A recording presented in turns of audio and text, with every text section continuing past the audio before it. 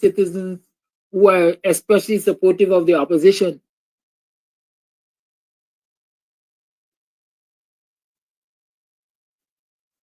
are behind the demand for biometrics, don't expect it to come. Looking for the last week. Which is responsible for electoral management. In the boxes are Hearing us shape up so bad after all. Never mind that food prices are. Yeah, sometimes I feel I want to go back to the days of being never mind, no. yeah, well,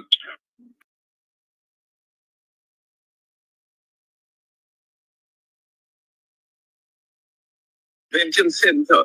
And here, does the opposition have any mechanism to deal with that? Also, added to that, the military, the discipline services votes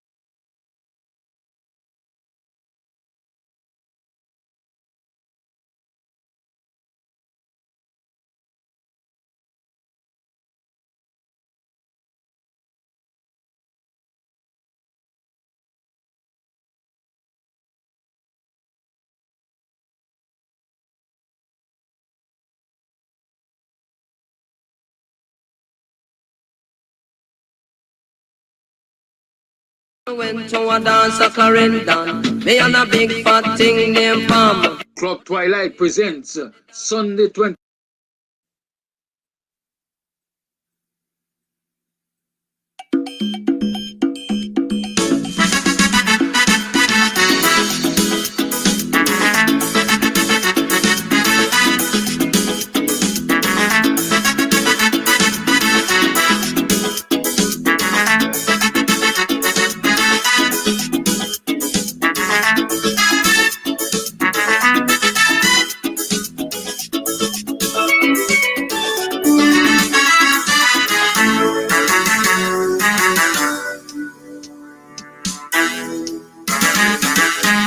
Sit down at home, decided to watch some TV, listening to the news by Gordon Mosley, and listening to the things that he say he tracked in tonight, paying close attention to make sure I hear it right.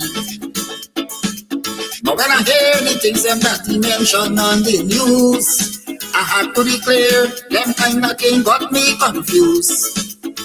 I hear some things where the ERC noticing, and it convinced me that people they learning nothing.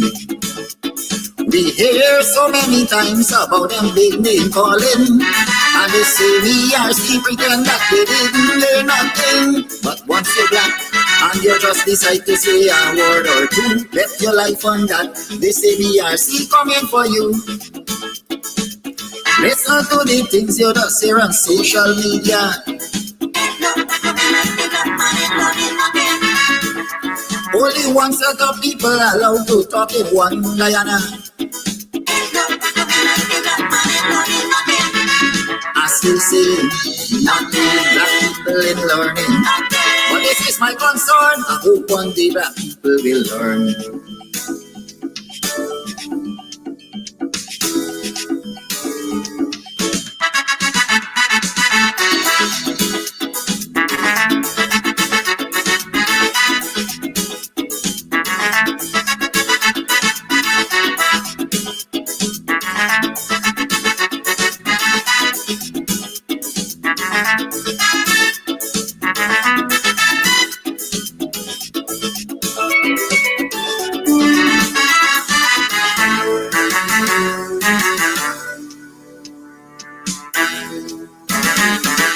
Something about this ERC that I would like to know. If any of its members happens to be black people, and if that is the case, I want them to answer this call. Tell me how come none of them ain't got no voice at all. You're showing signs of weakness and you're afraid to be fair, and we see the same thing keep happening year after year. And the day will come when all this nonsense will stop. That will be the day when black people decide to wake up. Not so long ago, something terrible happened. This young Indian man want to kill out all black people, my boy son. But if his shoes was on the other foot, would have been a big job. But up to this day, this ERC can't do nothing as yet. How come it's only black people committing cybercrime?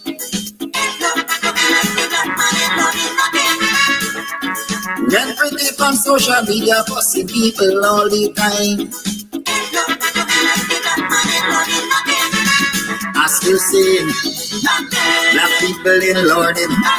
But one day will come when the entire table will turn.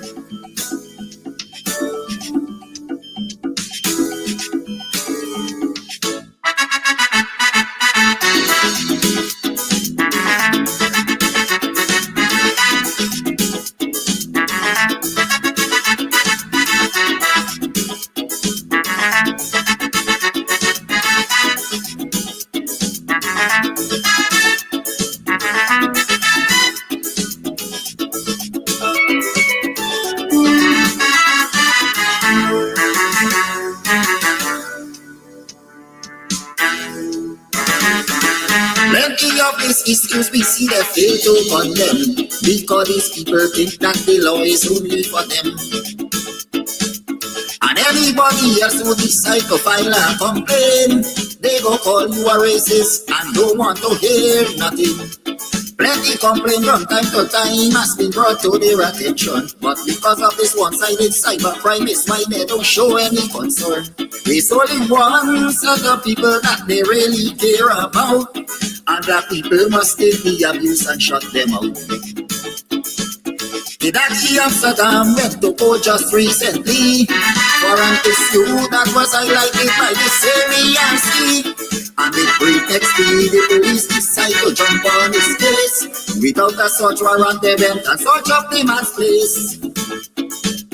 Let us all agree that black people under attack.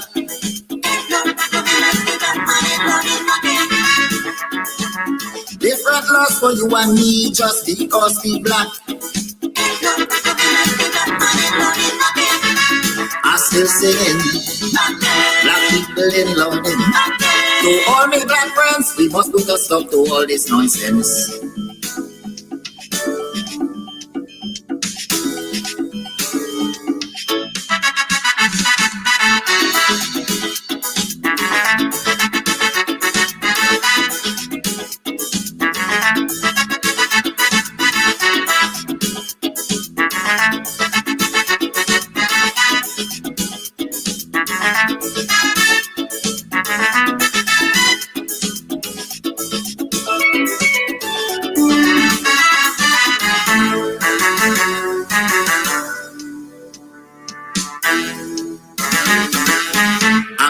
Cybercrime laws to keep people silent, just to make sure nobody criticizes this government.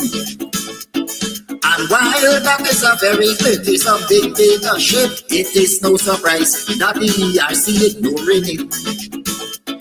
Why only the chosen few is allowed to have things their way, when people like me and you must have nothing to say?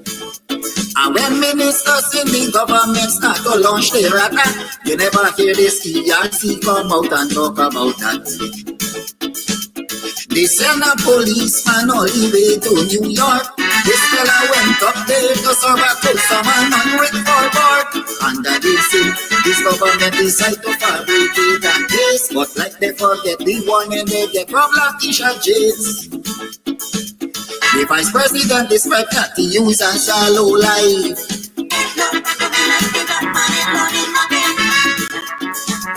Because of this kind of abuse, he don't have a wife. I still singing, black people in learning. Just the other day, I hope your man see help is on the way.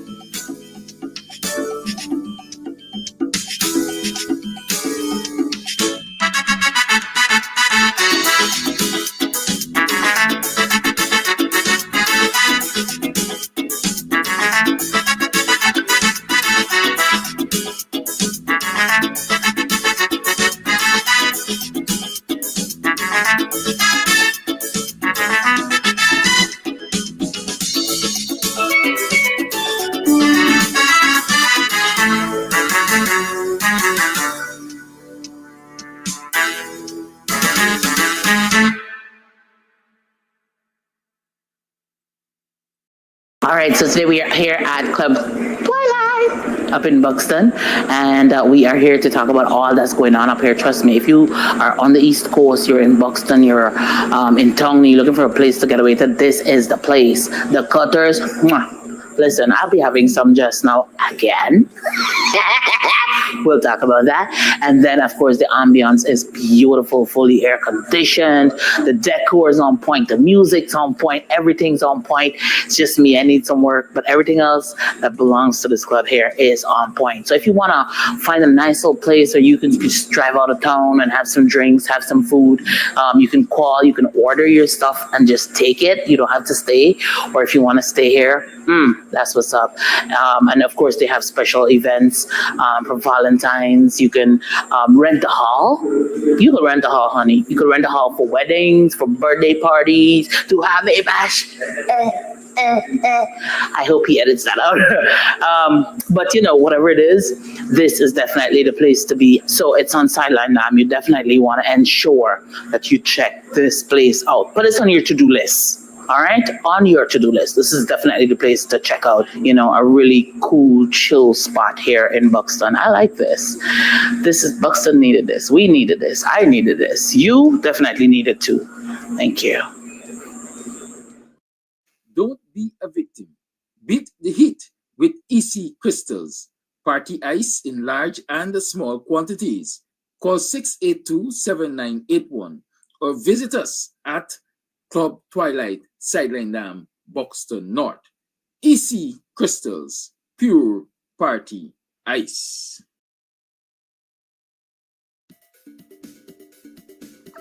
Stop running around like headless chicken. Go to Ashton's Marketplace for whole and cut chicken, beef, pork, processed meats like bacon, beef franks, smoked ham, ground pork, calabresa, and lots more. Ashton's offers wholesale and retail. Check them out. Call 613-2332 or WhatsApp 434-327-3955. Ashton's Marketplace at 72 Rob Street, Border. It's karaoke and oldies night this and every Thursday with Al Christie and popular DJs at Club Twilight, Sideline Dam, Buxton North. Here, trust me, if you are on the East Coast, you're in Buxton, you're in Tongue, you're looking for a place to get away to, this is the place. The Cutters, and then of course the ambience is beautiful, fully air conditioned, the decor is on point, the music's on point, everything's on point. So if you want to find a nice little place, or you can just drive out of town and have some drinks, have some food, you can call, you can order your stuff and just take it. You don't have to stay, or if you want to stay here, that's what's up. And of course, they have special events for Valentine's. You can rent a hall. You can rent a hall, honey. You can rent a hall for weddings, for birthday parties, to have a bash. I hope he edits that out. But whatever it is, this is definitely the place to be. So it's on Sideline Dam. You definitely want to ensure that you check this place out. But it's on your to-do list. All right, on your to-do list. This is definitely the place to check out, a really cool, chill spot here in Buxton. I like this. Buxton needed this. We needed this. I needed this. You definitely needed too. All right, so you might be wondering where we are. Still in Buxton at Club Twilight. That's where we are. So Club Twilight also has like an Airbnb as well. So you could come, drink, drunk, and come in the back here and lie down. Look at that. Look at that, perfection. And the people come in the room and so on. The bed sheet matching the blind, matching the carpet, matching the this, matching the that. We know but we things in Buxton don't play with we. So definitely if you want to come and, you may be having a wedding or whatever, and you just want to overnight and just have a good time because you're going to be drunk. We got too much road accidents. So you definitely want to come, drink, have a good time. They have several rooms that you can rent. You have your toilet, you have your bath, you have your sink, you have your dining area, you have the bed. This is nice. I like it. Anyways, to my friends and my family, if you're looking for me, I'll be overnighting. Also for those persons who are traveling in from overseas, you want a nice, cozy place out of town, then Club Twilight, call them up, look them up on social media. They have their own Facebook page, and ensure that you come up the side and have a good time. Have a good time. Have a good time. I'm sorry. That's it. You can get meat anywhere, but for the best cuts of chicken, beef, pork, mutton, and lots more, check out T&W Harris Butcher Shop, located in the East Rheinveld Market Meat Section. Call us on 609-7168, 641-4494. Ask for Rastaman. T&W Harris Butcher Shop for the best in fresh cut meats and lots more. Planning a party? Worry no more. We have all the supplies you need. At EC Party Rentals, we have folding chairs, folding tables, square tables, round tables, long tables, short tables, big tables. We have chairs, red chairs, gold chairs, white chairs, crystal chairs, chairs of all type. throne chairs. What you want, we have. Food warmers, coolers, ice, beverages. At EC Party Rentals, we have what you need to have a good time. You plan the party, we do the work. Call us 622-5933. EC Party Rentals. Let's keep your party going. Went to a dance a Clarendon. Me and a big fat thing named Palm. Club Twilight presents Sunday 26th January, the big people after lunch and oldies bacchanal. Yes, at Club Twilight, sideline down Buxton North. Music by Supercat One Man Band, Cam's Audio, Disco Baby, and popular DJs. Check it out. It's the big people after lunch oldies bacchanal at Club Twilight. Sunday 26th January. It's gonna be a back in time movie.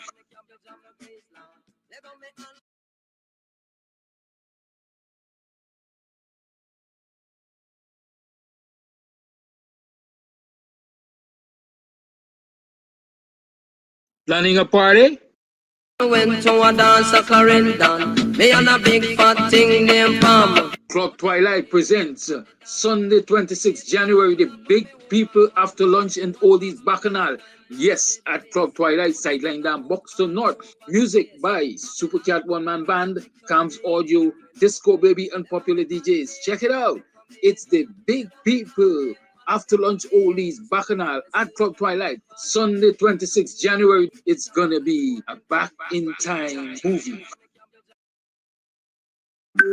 Remember, there was an issue where the all ballots supposed to get the numbers stamped on it. There was an issue at the last election because most of the military personnel were not able to vote because of that mechanism. They did not have the stamp on the back, the back of the ballots. Is the opposition dealing with all of this? I beg you, Brother Kedaki, whenever you have any meeting, just raise these questions to these people. Thank you very much. Thank you for your call. You have a voice note. You're welcome. Hello? Hi.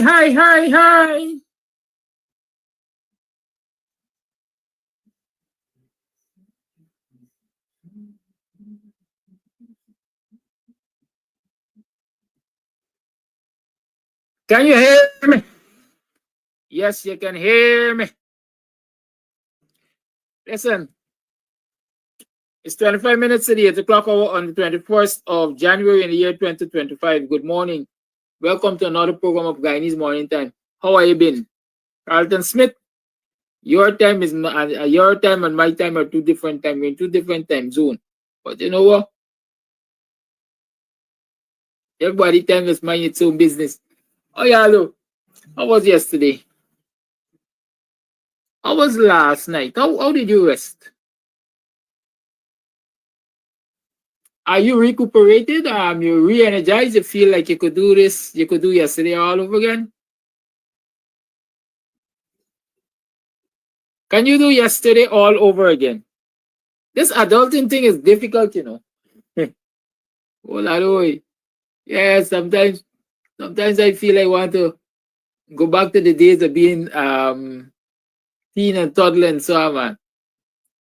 You ain't gonna have the crap on your head to study, including big people. Eh. So what going on now? Oh, yeah, I make out yesterday and so on and so forth. Yeah, I make some money. Of course, if you have a 9 to 5, you would say you made some money. But was it adequate? Do you think it's commensurate? Huh? When you look at the budget, are you satisfied that hey, the year ain't gonna shape up so bad after all? The year ain't gonna shape up so bad after all. Never mind that food prices have gone up high.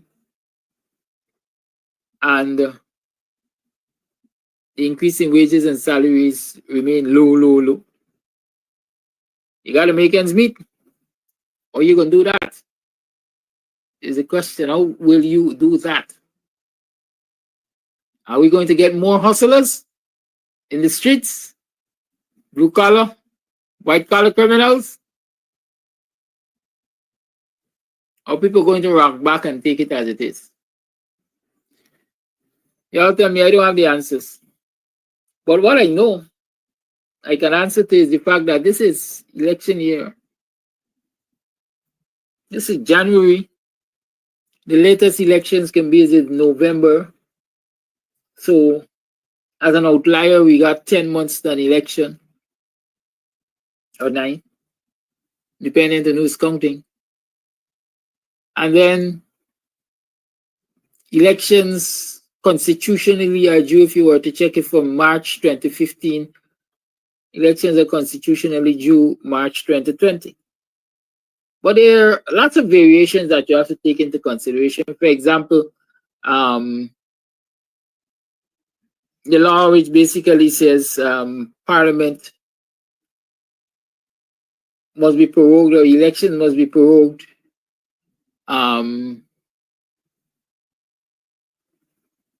within 3 months of its first sitting. Parliament must be prorogued within 3 months of its first sitting in the year of an election, or whatever terminology how you want to say turn it. But basically, that 5-year term is up in March, and so elections should be, well, let me explain the technicality to you. Had the elections gone smoothly, then March would have marked the anniversary of the election. And so 3 months after March is the latest by which you could have had elections.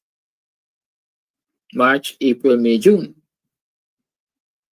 But because of the court battles and so on and so forth, and the prolonged path to the declaration of the election, the installation of Ali, Parliament first met in August. And so the rule is basically, like I just said, 3 months after the first sitting of Parliament. And so that is how people are looking at November, August, September, October, November as an outlier for the elections. The elections could fall anywhere between March and November. Keep that in mind. But for 5 years, or 4+ years, Guyanese, including myself, have been calling on the authorities at Gcom to put systems in place to ensure that the next election, that is the 2025 election, will be free, fair, and credible. Free, fair, and credible. And so this organization, which is responsible for electoral management,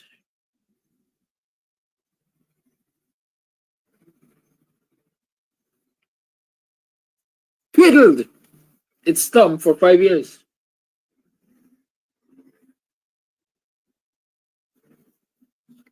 The 3 commissioners nominated by the opposition were fighting for one set of things. The 3 nominated by the government, they were fighting against that set of things and fighting for their own set of things.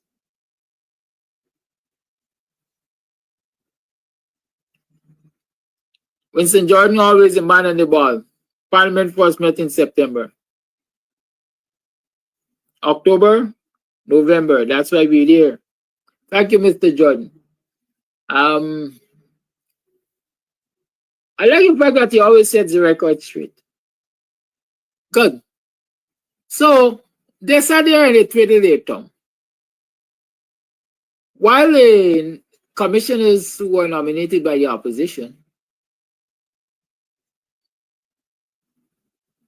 were fighting for the improvement of quote-unquote democratic practices and electoral management at Gcom, those who supported those who were nominated by the government, and they, in most cases they support the government, are fighting against that which the opposition nominated commissioners were fighting against.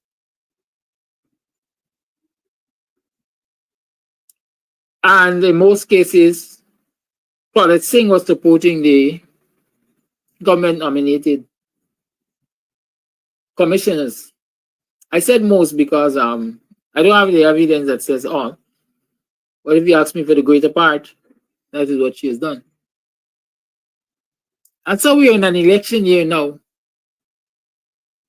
where those calls are still being made, so that people can be comforted by the knowledge that here we have systems in place to ensure free, fair, and credible elections.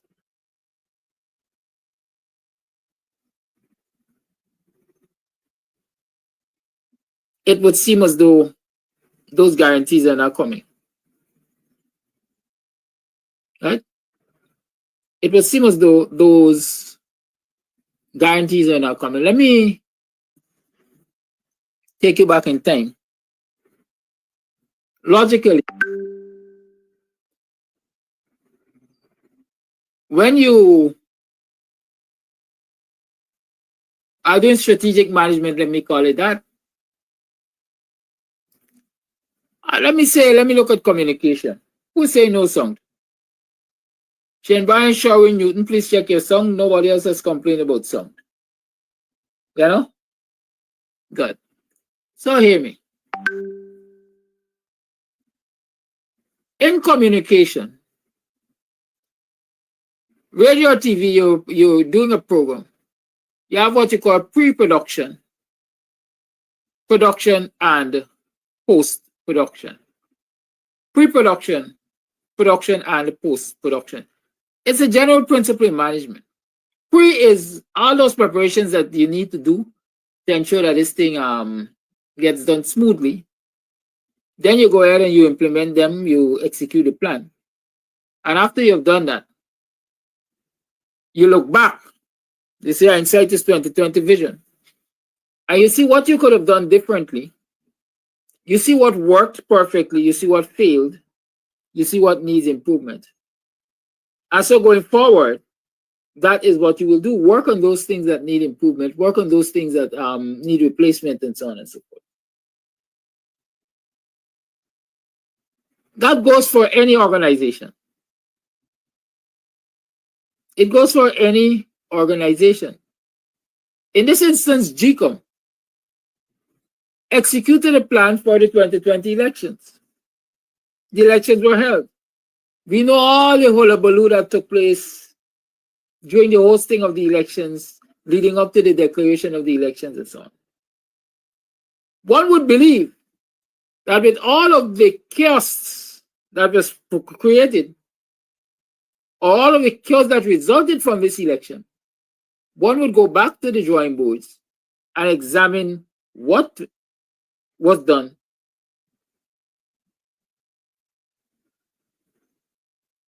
and whether it failed or succeeded, and why it failed especially. But for 4+ years, the commissioners that were nominated by the opposition has been asking Gcom as a commission to do a review of the last election. To do a review of the last election, to review the processes which were used in the last election, to examine the apparatus and the infrastructure which was used in the last election. Of course, with a view to improving it or fixing broken pieces. And to date, 4+ years, Claudette Singh has resisted doing an assessment of the 2020 elections. Can you imagine that?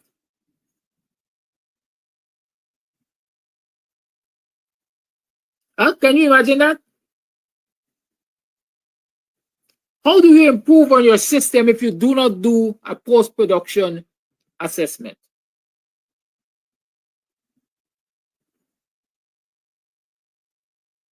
And so one has to ask the question, why is it Claudette is unwilling to, up until now,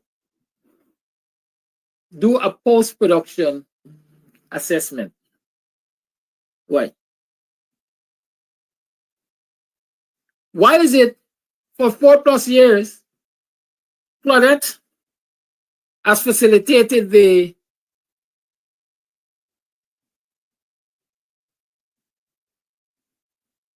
desires of the PPP not to have the systems, the electoral systems strengthened so that citizens could be guaranteed a free, fair, and credible election. Why?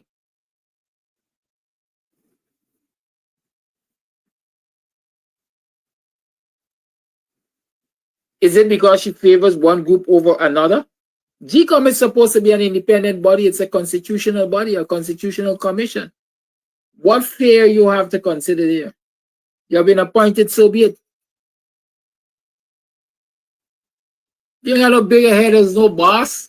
You are supposed to run the commission the way you see it fit as commissioners.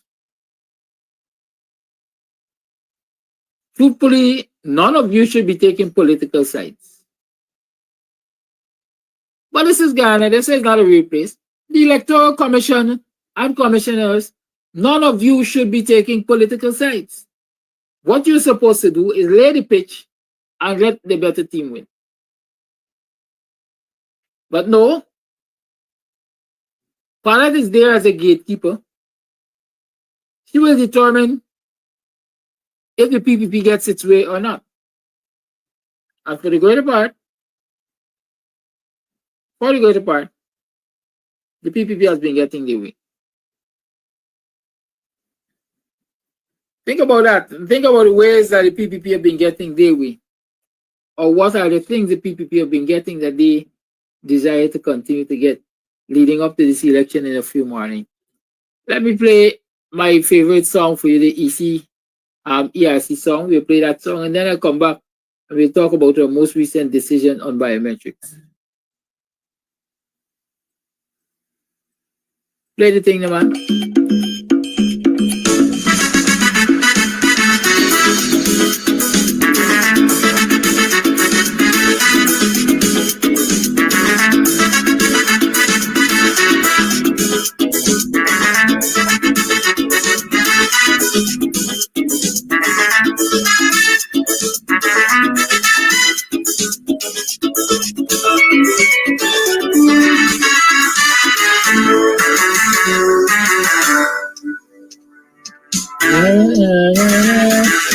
I sit down at home beside the door, watch some TV, listening to the news like Gordon Mosey.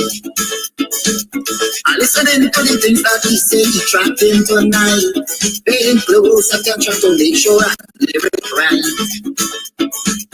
But when I hear the things that he mentioned on the news, I have to be clear, them kind of thing got me confused. I hear some things where the ERC noticing, and it convinced people that people is learning nothing.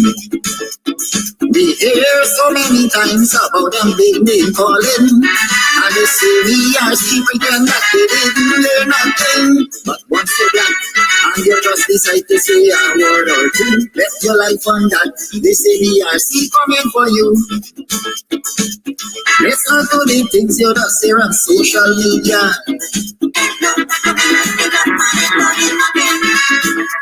Only one set of people are allowed to talk in one Guyana. I still say nothing black people in learning. But this is my concern. I hope one day black people will learn.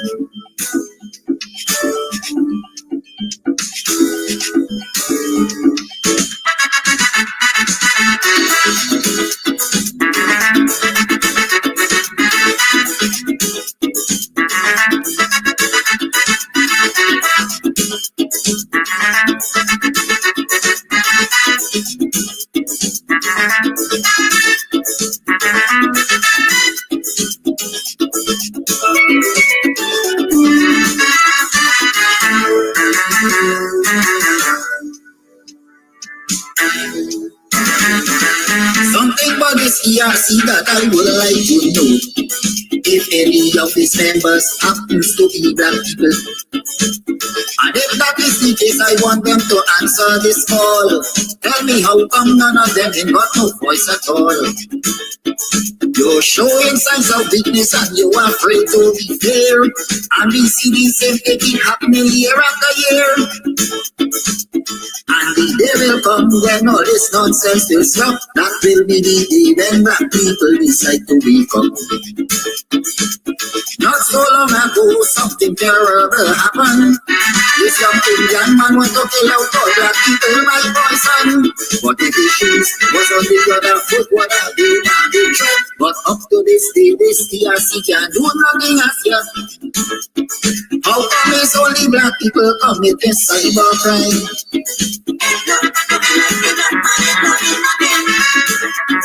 Then critic on social media fussing people all the time. I still say, black people in learning. But one day will come when the entire table will turn.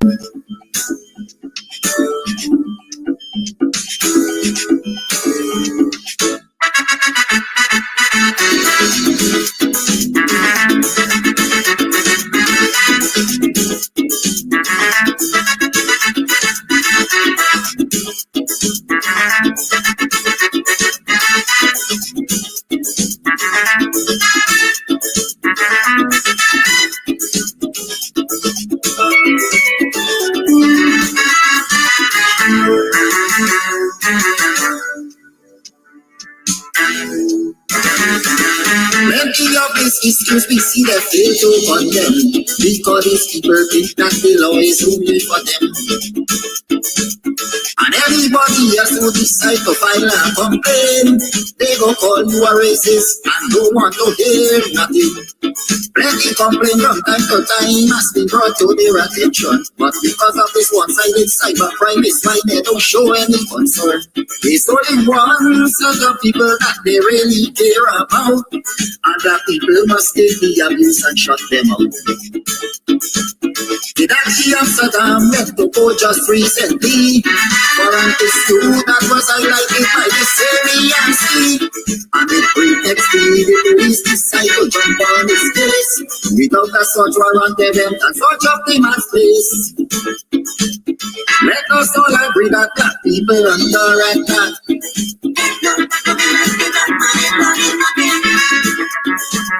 Different laws for you and me just because we black. I still saying, black people in London. To all my black friends, we must put a stop to all this nonsense.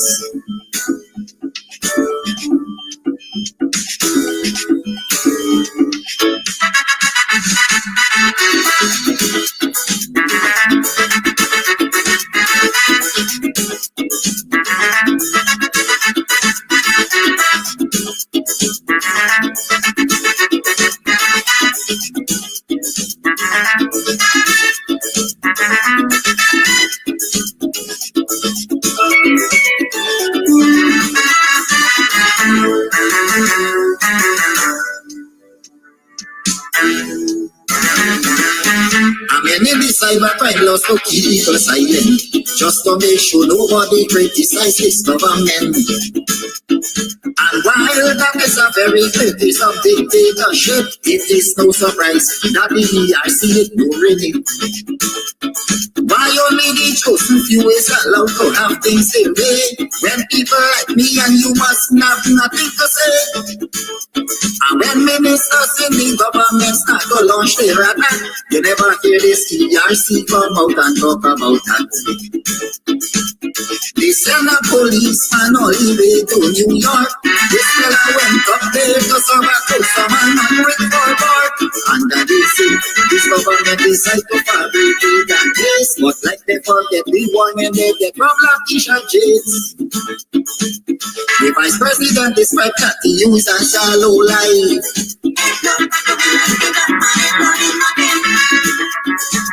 Because of this kind of abuse, he don't have a wife. I still say stealing. Black people in learning. Just the other day, I hope your man see help is on the way.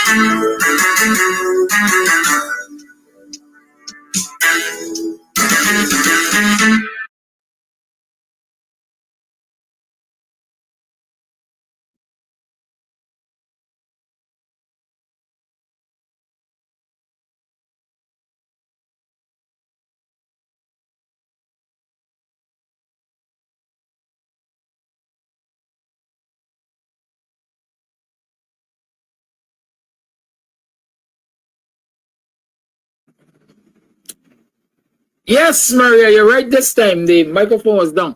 And so welcome back. Sweet Kaiso, man. Sweet Kaiso. I hope you enjoyed it. Like black people learning nothing. Yes, so we're back with this Claudette and Gcom story. A few weeks ago, I told you about Claudette's position on biometrics. She was, among other things, questioning the legality. And when the arguments were made, eventually pointing out the legality, in that biometrics are already in the system. The law already permits the use of biometrics. It might not be advanced, but given what was available at the time, the law permitted it because the law talks about the Roper and talking about Representation of People's Act, poll officers being able to compare people's fingerprints and so on to verify that that is the voter. So biometrics was permitted or is permitted. And so Claudette jumped through a whole lot of hoops to question stuff like that. How are you going to get the accurate fingerprint of a person whose fingerprint is deteriorated? How does a person get to vote if on election day they turn up and the fingerprint that they took, that finger is injured and so on and so forth? Of course, full attack will not listen, because I remember explaining to you that, look, when you take fingerprints, you don't take one fingerprint. And when the police takes all of your fingerprint on your left and your right hand, as far as I know, Gcom does the same thing. Right? So that foolishness about fingerprint in Claudette's argument didn't float. Because like we established in this program, there is only one form of biometrics. You have the iris scan and all kinds of things. And facial recognition and all kinds of things. But several weeks after Claudette comes, we have less than a year to elections. And Claudette says to the Gcom commissioners, Gcom is actually empowered to use these things, biometrics, and so on and so forth. We have leverage. Because we are the Electoral Management Commission, and the law says that we should do everything that is necessary. We are permitted to do everything that is necessary to produce free, fair, and credible elections. And so we decided the use of biometrics is one of the ways, then we are actually covered by the law. But there's a but. What is the but? I want to tell you what's the but. With less than a year to go before these elections, and given the number of tasks that would need to be done before such a system can be properly introduced, and all of the work already required to prepare for general and regional elections, I am convinced that this is not feasible within the time presently available. That was Claudette's conclusion. So she came to the table and she said, yeah, hindsight on thinking about this thing, we could do it. We are allowed to do it. But because the preparation for elections is such a tedious task, we got so many things that we need to do.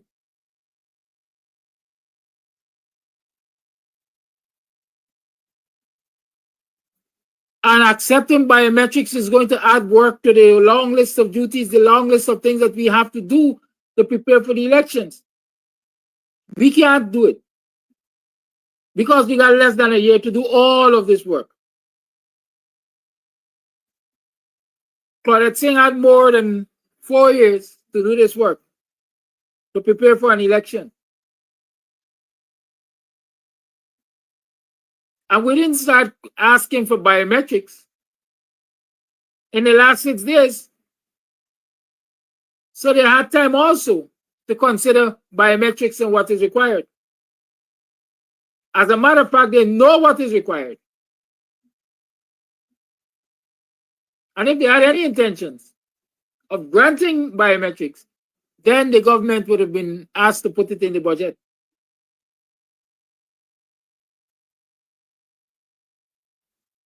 Right? As a matter of fact, let me tell you this. If I remember, Gcom's budget doesn't go through the regular processes as other agencies in the national budget. For what I remember, Gcom presents a budget, and that budget, Mr. Jordan is here, you can correct me if I'm wrong, that budget usually goes untouched, granted untouched. Gcom and some other agencies. Or is it the commissions? They present budgets which, according to an agreement, according to a law, according to something, naturally go untouched. So Claudette is saying, listen, we recognize that we can do this thing, but we don't have enough time to do it. Now, this is my argument, and this is my position, and this is my explanation. If you are employed to provide free, fair, and credible elections, do what you're employed to do. Provide free, fair, and credible elections. The consideration of whether or not you have enough time is above your pay grade. Let the politicians decide if they have enough time for you to implement it. Where that decision will be made in the National Assembly.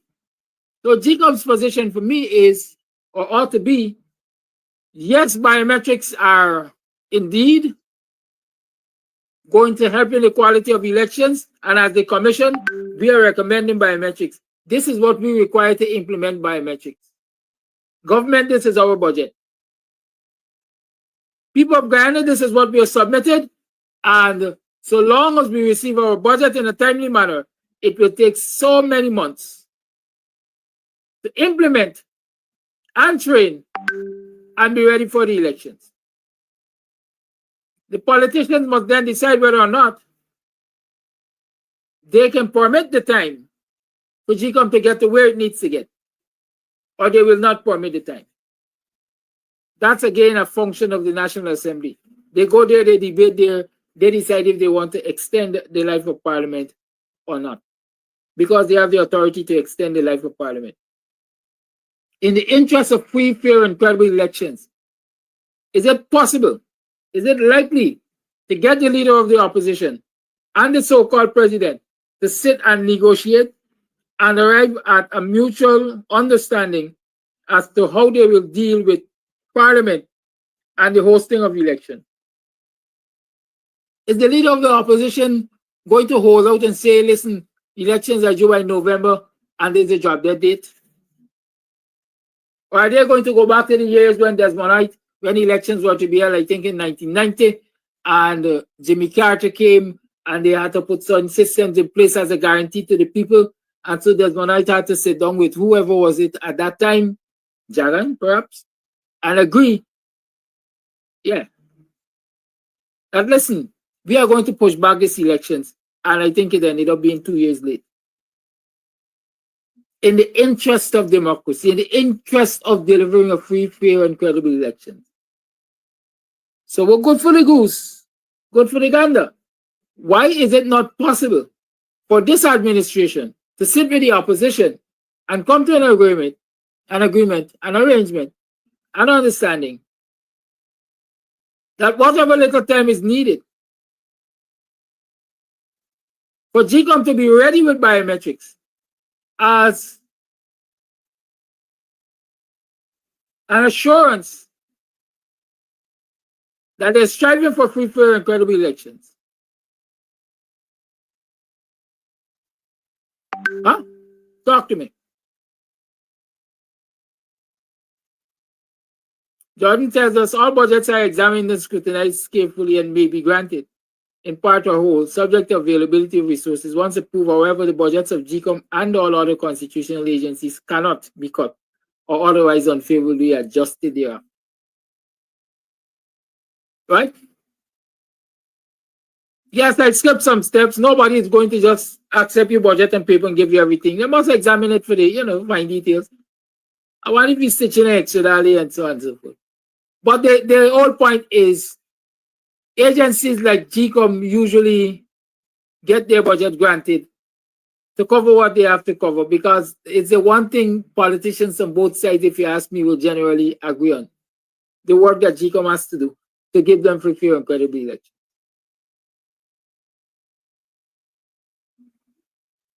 Good. So, do you believe the onus is on Claudette Singh to decide whether or not they have enough time to implement biometrics? Or the onus is on Claudette Singh and the commission to say to the Guyanese people, we have the authority to use biometrics. And since stakeholders are calling for the use of biometrics, and we believe that it is going to give an assurance or make people more comfortable in the election, we will work towards the implementation of implementation and use of biometrics. I would think so. But what Claudette Singh has done, she says that she doesn't vote with the PPP. I remember her saying that. What Claudette Singh has done is willfully twiddle her thumb for the last 4 years, especially during the period when the argument for biometrics was being made. She spent those years twiddling her thumb, vacillating, finding all kinds of reasons and excuses to delay the process. And then in the 11th hour, she says, yeah, while this thing can work, we don't have the time to implement it. What are your thoughts? What do you believe can happen or should happen to give Claudette pause on this position? I'd like to know.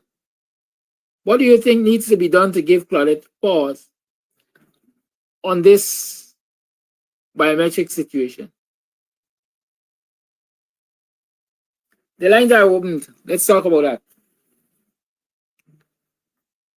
What should be done to give Claudette pause, or Claudette and her handlers pause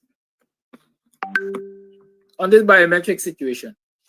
Or do you believe biometrics is even important enough to delay the elections a few mornings? Should we have the elections delayed a few mornings so that biometrics can be implemented?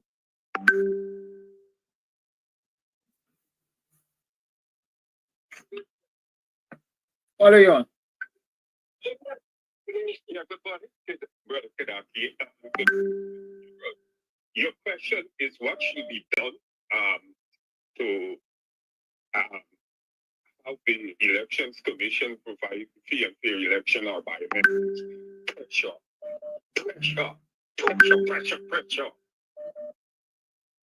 I recommended here this morning, Brother Kadaki, I so distraught or discussed with the opposition members, the leader of the opposition, Nigel News, and all of these guys just parading themselves around as representative of the Guyanese people and sitting on their backsides. So outraged this morning. You imagine that one woman who's nearing Mayor last. That the walk decided the fate of the future of Guyana, denying the people of Guyana a democratic and credible elections by way of denying them biometrics. What nonsense is this? Never seen no opposition in no country behave in the manner in which this opposition in Guyana is behaving. They ought to say clearly to the Elections Commission, if you're not going to allow biometrics and free and fair elections for people of Guyana, there's not going to be business as usual. Do you understand? This woman is clearly operating on the behalf of the behest of this administration, the PPP government. Clearly.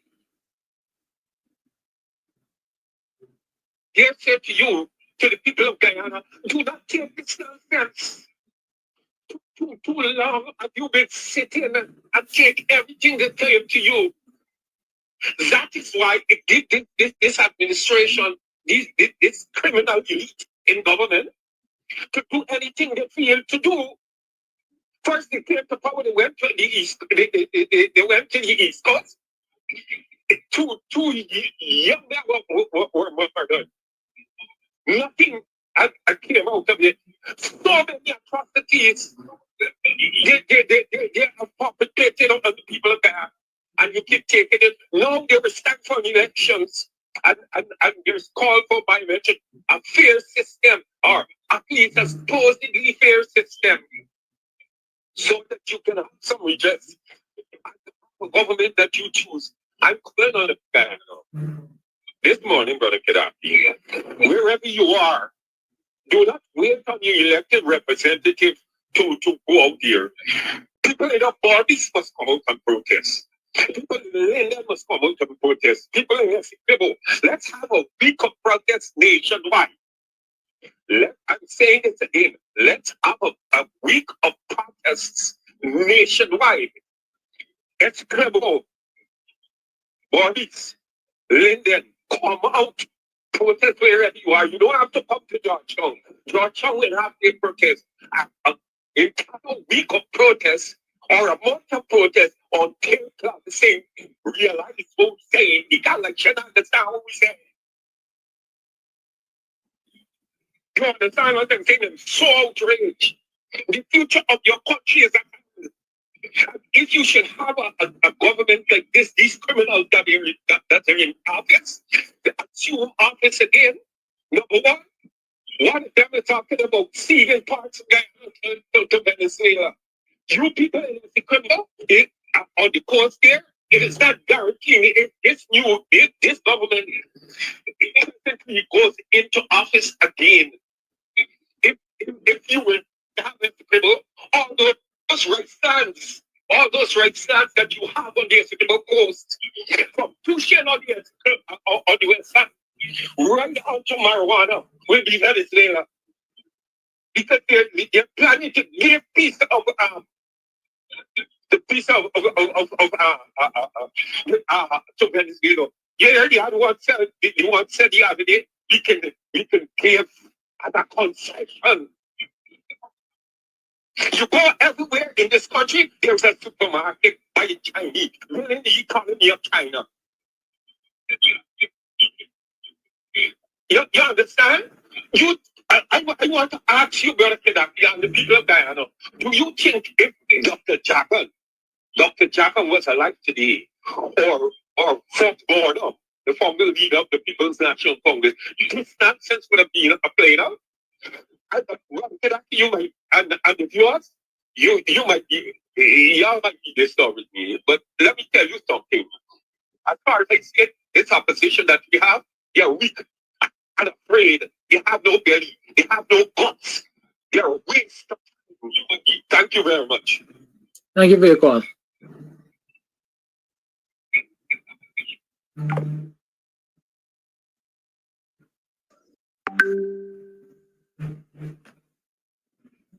All over the line.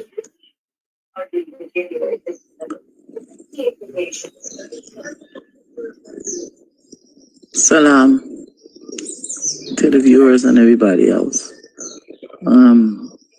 This is a big issue about the biometrics because I was thinking we've been picketing in front of Gcom for more than 3 years.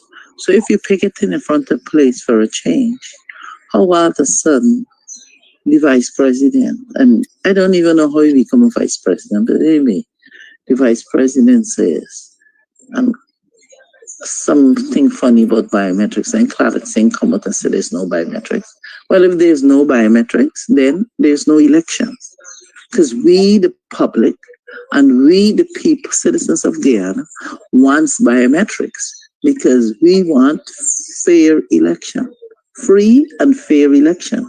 And we haven't been having free and fair elections for years. So we want biometrics. So if we, the people, want biometrics, so now people, y'all have to come out and say what you want and make sure that you get what you want. Because it's the people runs this country, not Barajagli that thinks this country belongs to him. Not him. Because they don't share stupidness.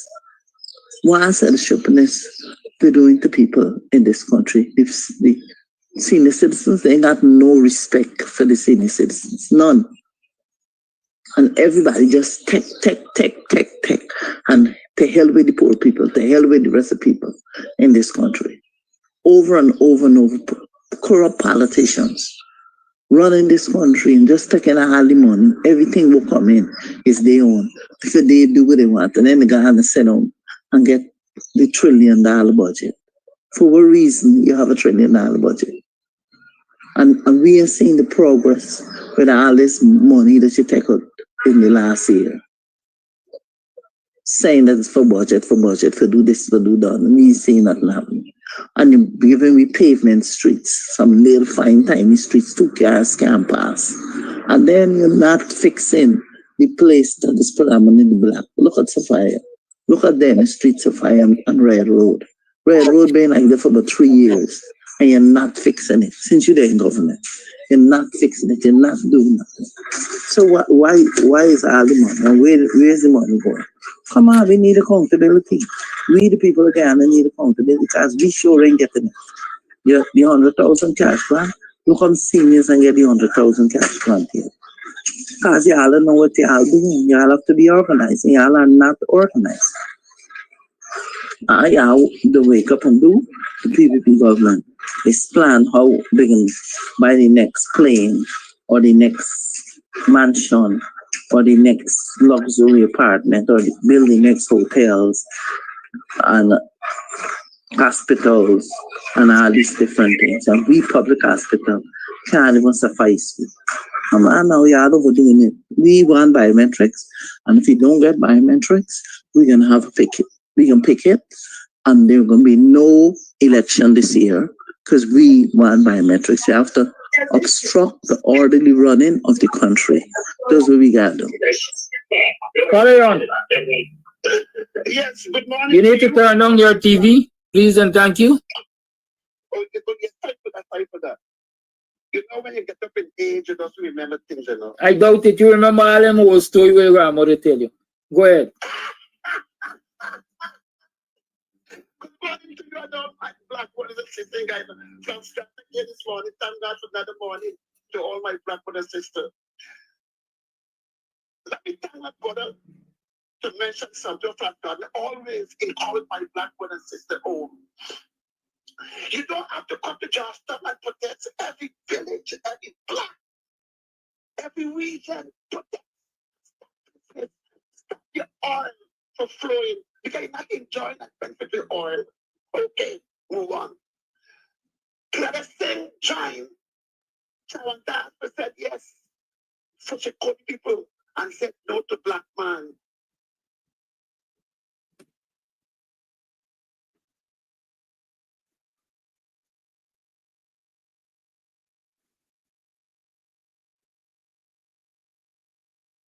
Did we lose Flash? It seems so. I'm sure you will call back.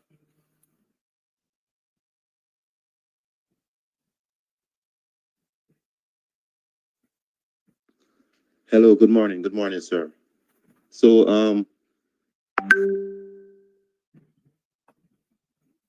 Go ahead, Flash. Yes, but ERC still damage me, but okay, ERC. That be like, I'm about to have a yes. My message today to my black brother sister and the two leaders, Mr. David Hines and Mr. Nigel Hughes. No disrespect, both of you are leaders to my country and my black brother sisters. What you guys have to do because that method do what to you. Would you agree with Flat Garden that when you got to change, you guys could agree with Mr. Harvey Norton to walk away from CCJ? Both of you guys said no. I said no. And what Flat Garden need you guys to do is to invite come to let them come together and let Morning, neighbor, morning.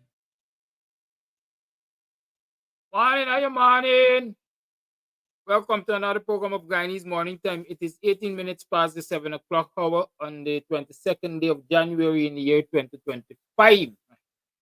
I'm your host, Kidaki Amsterdam. How you been? How was your yesterday? How was your last night? How you sleep last night? You sleep good? Or you been twisting and turning and tossing? Boy, you had rat with your conscience. I always say if man and man got a problem, it's not so much of a problem compared to when man and his conscience got a problem. Because your conscience always with you, this body, you can't sleep. Have you been sleeping good recently? Or resting well? Do you feel rejuvenated? Have you rested and recuperated? How are you setting up for this challenge that lies ahead? How many of you went out to Gcom yesterday and showed your support in the continued call for biometrics and a clean voters list? How many of you? Having taken me down a road of frank and open discourse yesterday, how many of you took the time to reflect on some of the things that I said? One man messaged me to say he was disappointed at my response to his question, what am I doing as a leader? Or what do I intend to do as a leader? Well, it's life, you know. Sometimes disappointments will come. I'm sorry if I fell short of your expectations. But I'm human. And there's sometimes when we just have to, you know, have issues discussed bare knuckles. And I'll tell you the truth. I really have no regret at having addressed the issues as I did yesterday. Because the reality is sometimes we need tough love. And tough love is love too. Sometimes you have to tell people as it is. You have to tell people as it is. And so they come to a place of understanding. And from that place of understanding, they will decide and determine in their own minds where they want to go to. So I personally have no apologies to make for that. I have no regrets. And so on and so forth. Just as an example. Just as an example. And this might come across as crude because I don't know the best way to put it. Just as an example. Having spoken to you the way I spoke, well, having spoken with you the way I spoke with you yesterday, by the time I got off the program, there were 4 contributors to the Cash App. I'm not using Cash App as a measure of your support, etc. But there were 4 contributors to the Cash App.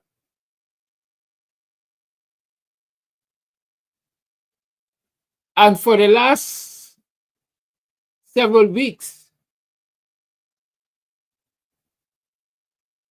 I have said to you, I've not had 4 contributors to the Cash App.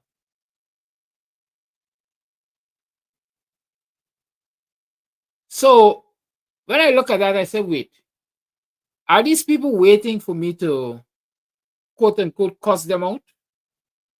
Speak harshly to them, beg them for them to play their part in making a financial contribution to the upkeep of the program and everything else that I do? Well, I tell you all this morning, if that is the attitude you expect from me, then it's not going to happen. Right? It's not going to happen. I've always heard, I've always heard people say, listen, black people are hard to deal with, you know. If you're hard with them, they don't, you know, come to realization of certain things. But it takes a lot out of people to beat up on other people, if you want to call it that. As a teacher, I used to tell my students,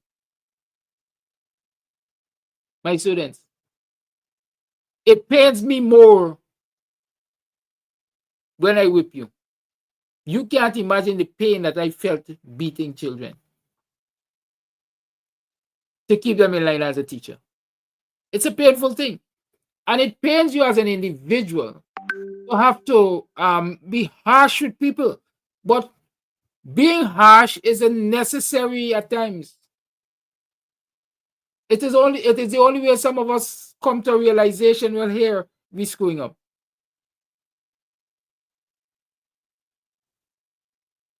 Good. And so my voice daughter said, you ever forgot what you were talking about yesterday? No, I didn't forget what I was talking about. I was talking about Gcom and its responsibilities and Claudette dropping the ball and all of that. I didn't forget. But I think at the time, it was worth setting it aside to set the record straight.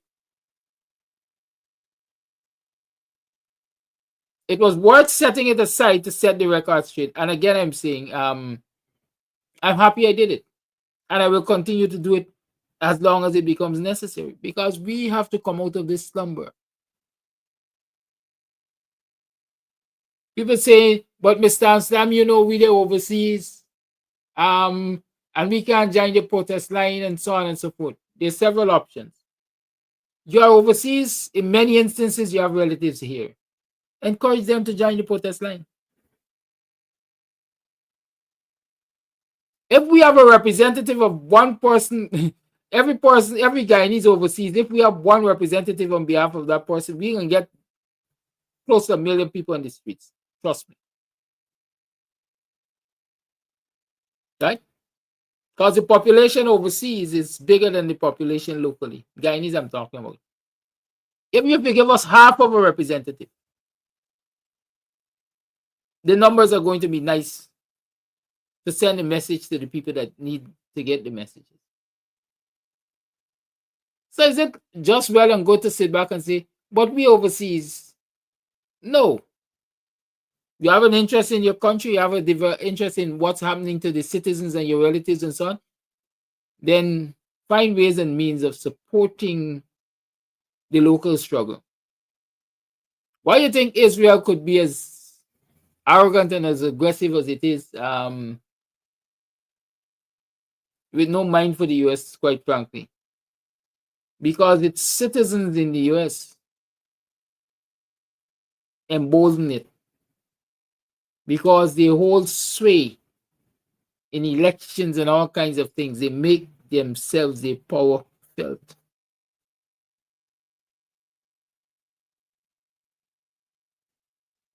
You think the response of Palestine and this place and that place and Gaza and this and that, look at Haiti, for example.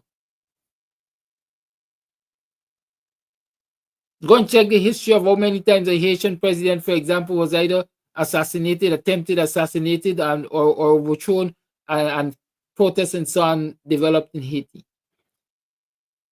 The overseas-based Haitians were getting, I would say, downright dirty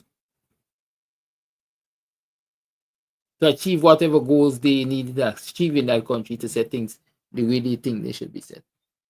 So it's not good enough to just say, we are overseas.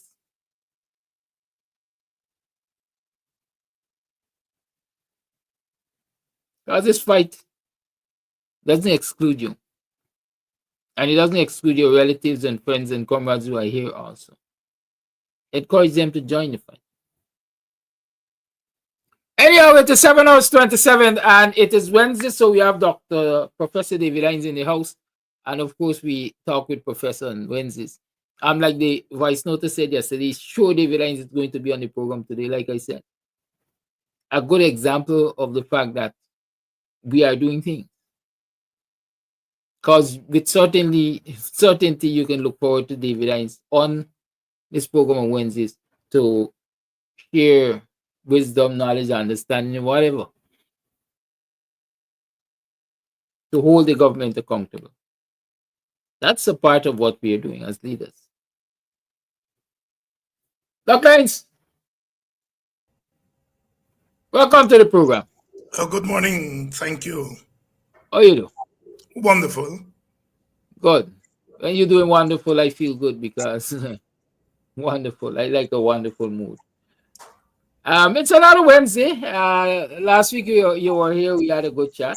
And since then, several things developed. I know we had a budget on Friday. That would have been Friday after the Wednesday, which means that we've not had an opportunity to talk about the budget on Cam's TV, Chinese morning time. We also saw Khaled Singh, as I would say, making a final declaration that there ain't gonna be no biometrics. Because while the law permits it, or the law permits Gcom to so do, according to Khaled, there is not enough time. Good. And of course, there have been other developments in the country and so on. But I want us to start by talking about budget. Because everybody, the budget is put in the air, like you see.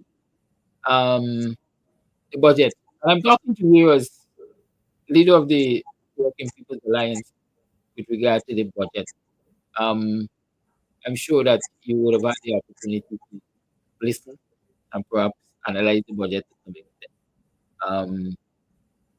Where does the party stand in terms of the measures announced by the minister within the ministry, the president, responsible for finance? Well, specifically what?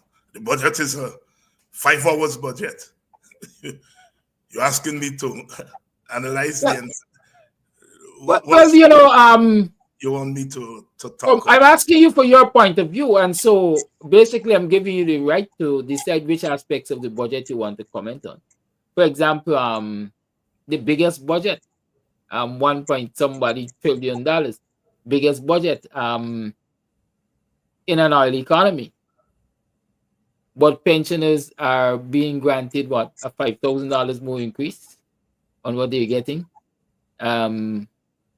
The income tax ceiling has now gone to, ceiling has now gone to $130,000.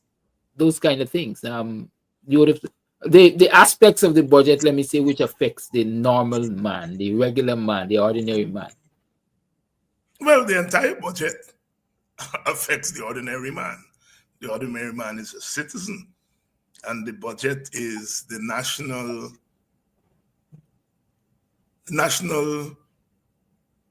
budget. A budget is really what are you going to spend in the next year, how much you're going to spend, how are you dividing the expenditures, and of course, how much you intend to bring in, So the budget is a very important document. And if you're talking about expenditures, if you're talking about how much you're going to spend in a given year, you have to, first of all, identify what are the priorities of the country. What needs to be fixed? What are the things that are most urgent over the next year in order to keep the country going? You know, Guyana is a post-plantation society, meaning that it's a country that was saddled with more than 300 years of enslavement and colonialism. It meant that when we came out of independence, we came out with certain chronic problems. The problem of poverty is really a holdover from the long years of bondage. And that problem has persisted to this day. One of the biggest impediments to development in a place like Guyana is the continuing poverty. The poverty is now pegged at 48% by the international organizations. What it means is that half of your population lives in poverty. And the poverty line in that report is $5.50 US per day. People live on that. And as I was telling my class yesterday, I asked, you know, you take $5.50 and it's a slice of pizza.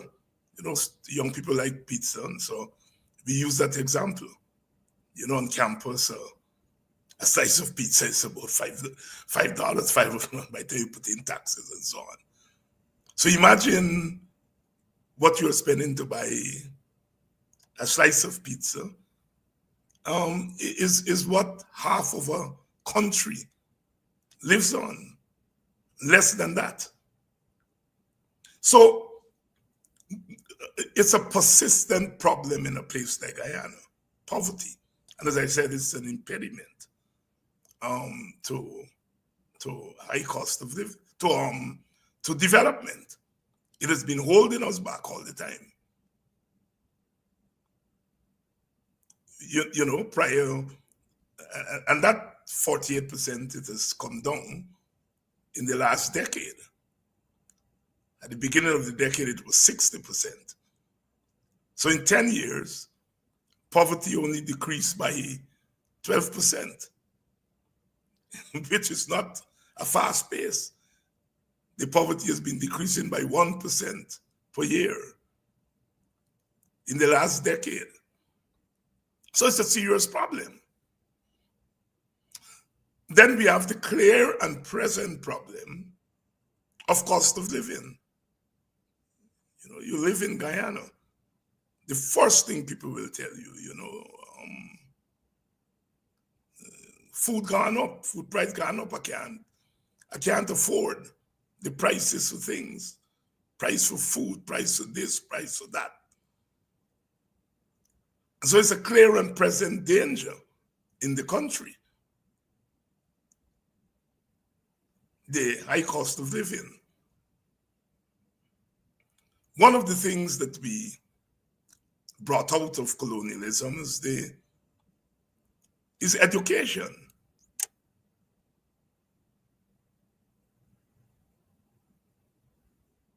Education has been a problem in the sense that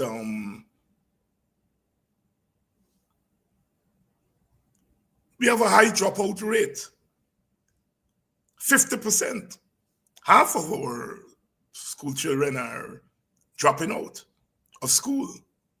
They start at Form 1, by the time they get to Form 5, half of them not in school. At one point, we used to be a relatively literate country. Well, not a relatively literate country, very literate. I mean, the literacy rate in Guyana was comparable to big countries. In fact, it was above big countries. We had a literacy rate of 90-odd%. And that has been eroded over time. At one time, there was a study that showed that almost 90% of our young people, 50 to 24, were functionally illiterate. Means they could barely read and write. So we have a problem of illiteracy, or literacy, however you want to put it. We have a problem of school dropout. We have a problem where our best teachers are leaving our country, going overseas, because they're not being paid well here. And they're not going to, most of them are not going to America or England. They're going just next door to our Caribbean neighbors. So when you put those big problems together, your best teachers leaving because they're not being paid properly. School dropout high. Literacy low, illiteracy high. You're talking about a grave problem in our education system. So I give those three examples of education, cost of living, poverty, to say that if you are preparing a budget, those things have to become priority, because an uneducated nation is going to be an unproductive nation. It is going to be a nation that is not going to have the skills to earn a lot of money. And that is at the heart of development. An uneducated nation is not going to be is not going to lead to development. An impoverished nation is not going to lead to development. A nation in which people can't afford food and other things in the market is a big problem. People are going to either migrate, and those who can't migrate, they live in abject poverty. Poverty then leads to all kinds of deviant behavior. So you're talking about persistent underdevelopment. And now you have landed on a windfall. You now got more money, because one of the problems we have had in the past is that we didn't have the revenue, we didn't have the money to take care of those problems in an adequate way. We don't have that problem now. So if you're putting together a budget, you're asking, if your outcome is that you want your country to develop, you're asking, how can I use this budgetary allocation to tackle the impediments to development? Now, you know, poverty and people can't afford the cost of living and education are only three. But you know, you have health, you have infrastructure, you have a whole range of things, because we are an underdeveloped country. So it means that our multiple sectors will have to be tackled. So the challenge of preparing a budget is, what are your priorities? What are your priorities? Are you going to say, look, I'm going to spend 50% of the money in the budget on infrastructure because I want good roads and bridges and so on? Well, okay. If you feel that is your priority, and you don't care whether the country becomes educated, you don't care whether people can afford to live in the country, you don't care whether your teachers and your public servants and your engineers are leaving, you don't care about getting people out of poverty, then your priority is infrastructure. So you spend 55% of the budget on infrastructure. But if your priority is much more balanced, you're going to say, boy, I got a $1.3 trillion. And I feel that if the country is to develop, we have to be even-handed in terms of our priorities. We want good infrastructure because we want to attract investment. We want educated people because that also would attract investment. If people feel you have an educated workforce, they're going to come. We want to keep our best people at home, so we've got to pay better wages. We want to get poor people out of poverty, so we've got to find ways and means of spending on things that will alleviate poverty. And boy, you know, this cost of living story is hell. You know, the markets are wreaking havoc. And we in the government, we can't control the market, but there's some things that we can do to help people to alleviate the high cost of living. We can pay them better wages so that they get more direct disposable money in their pockets. We can spend money to help the producers of goods and services to produce those goods and services at a lower cost. And so the prices, when they get to the market, would be lowered. And, you know, so we want to tackle this cost of living thing at two ends. At the end of getting direct disposable income into people's hands, and also helping the producers to lower the cost of production so that they can lower their prices in the market. We have a lot of old people in the country. People are now living longer. People 100 and this year, 100 and that year, you notice every day, you open the paper, somebody's 100 and odd. People are living longer. If you say you're getting old at 55, because that's when people retire from the public service.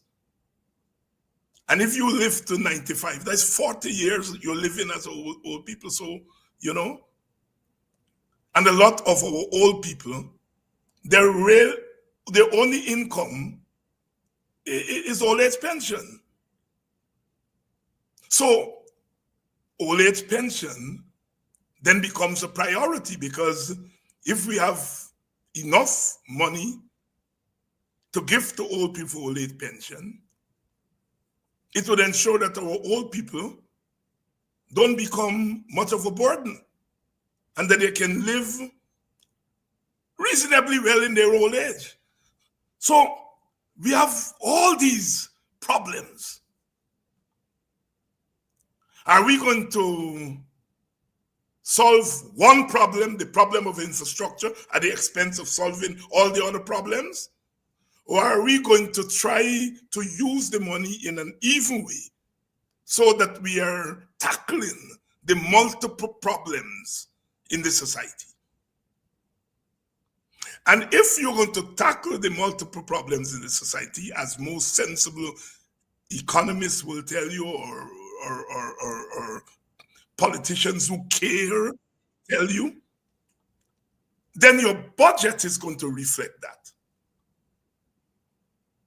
Your budget is going to reflect that. And so your expenditures would be much more even-handed. And then even when you go to education, you know, all right, you give education $170-something million. That sounds good. That sounds good. But what are you spending it on? Are you spending it on more school buildings? Or are you going to spend some on school buildings, spend some on wages because your teachers are leaving, they're striking on you, you know?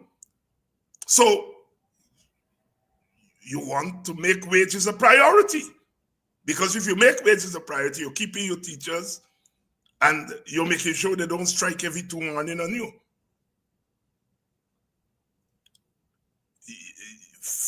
50% of your children are dropping out. Why?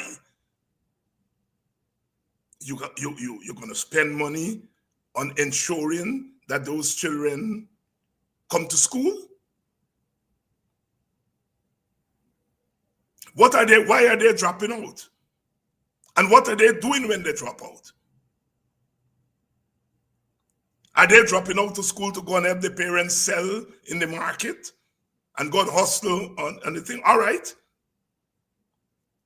So are you going to give money to the parents or ensure the parents earn enough so they don't have to take their children out to school to go and sell newspaper or go and sell plantain chip?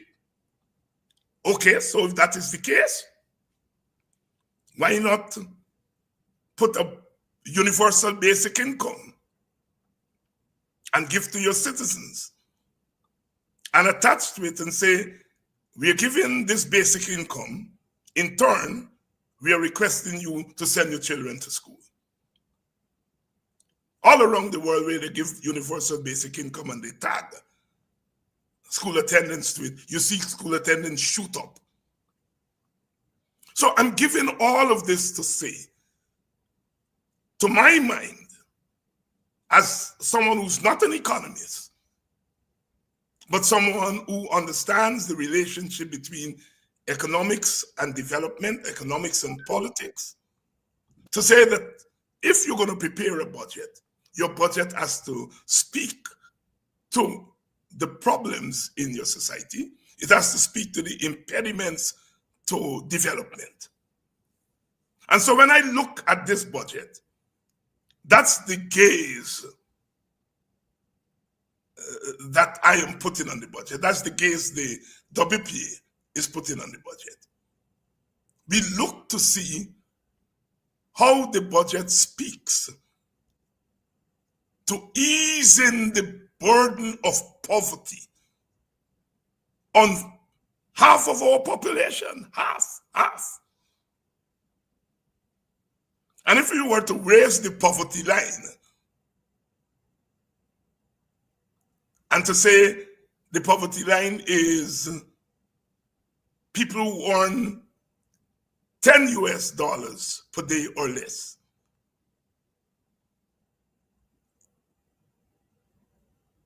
or if we were to put the poverty line, if we were to put the poverty line at $10 or less, that poverty rate would go up to 60%. So in effect, the poverty rate is at 48% because, to my mind, the poverty line is very low. 550 US is 1,100 Guyana dollars. And if you double that to 2,000 Guyana dollars per day, it's still, people will still be in poverty. So to my mind, the poverty rate in Guyana is higher than 48%. It's only at 48% because you peg the line at 550 US, which is 1,100 Guyana dollars. But if you really say, look, what you need, how much people need to live on a day, reasonably,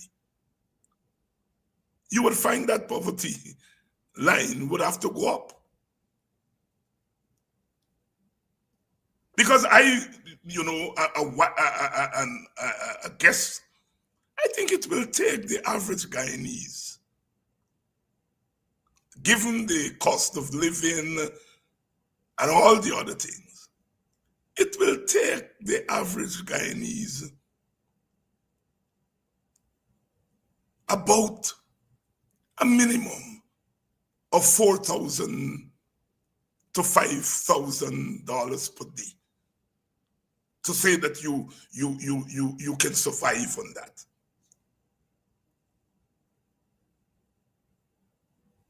And so therefore, when you are looking at the budget, you're looking to see what is in the budget that's going to help people to beat poverty. What in the budget is there to help people to deal with the high cost of living? What is there in the budget that is going to pay public servants and people in the private sector, workers in the private sector and the public sector? What is it going to take for them to stay in Guyana and make sure we have the requisite skills? And when we look at the budget has failed. It has failed in terms of helping people to meet the high cost of living. It has failed in putting things there that is going to, in a structural way, help people to begin to beat poverty and bring down that poverty rate from 48%.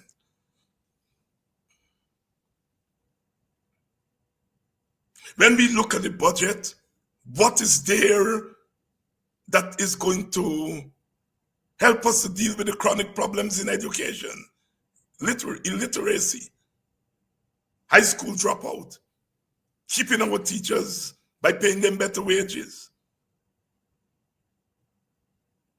Not very much. Not very much.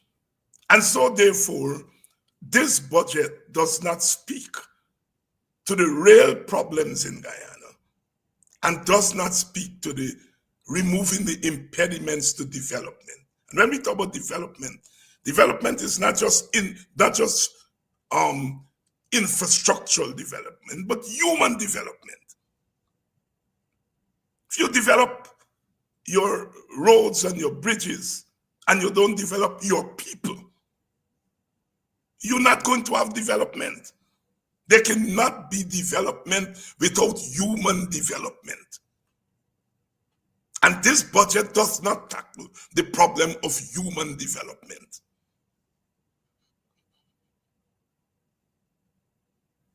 And so therefore, for us, the budget suffers from focus. It suffers from not tackling the real problems in the society.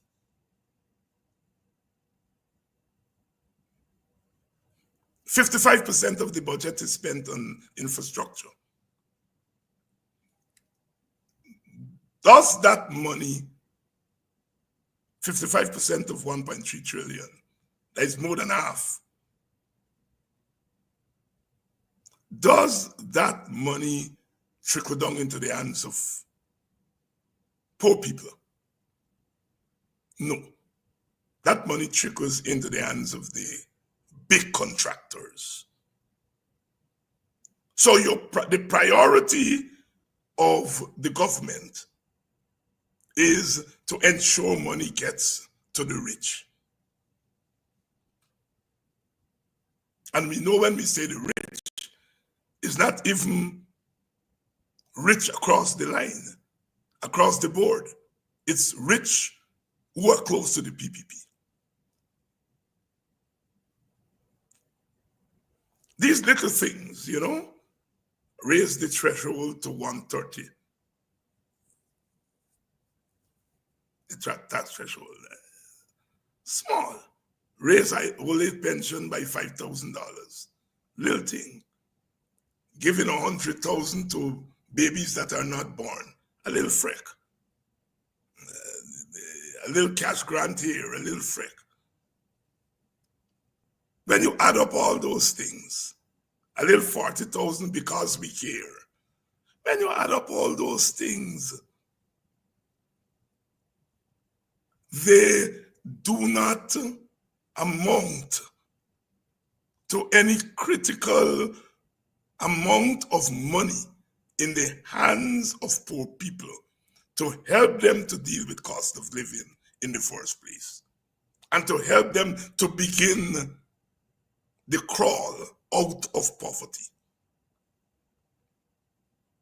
And that is the test of any budget.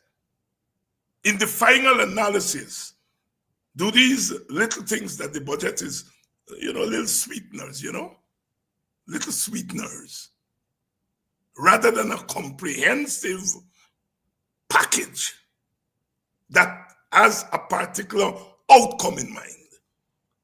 The outcome of this budget is clear. Get money into the hands of the rich and get the PPP elected. By fooling people with a little bit of money here, a little bit of 10,000 here, 30,000 here, 40,000 here.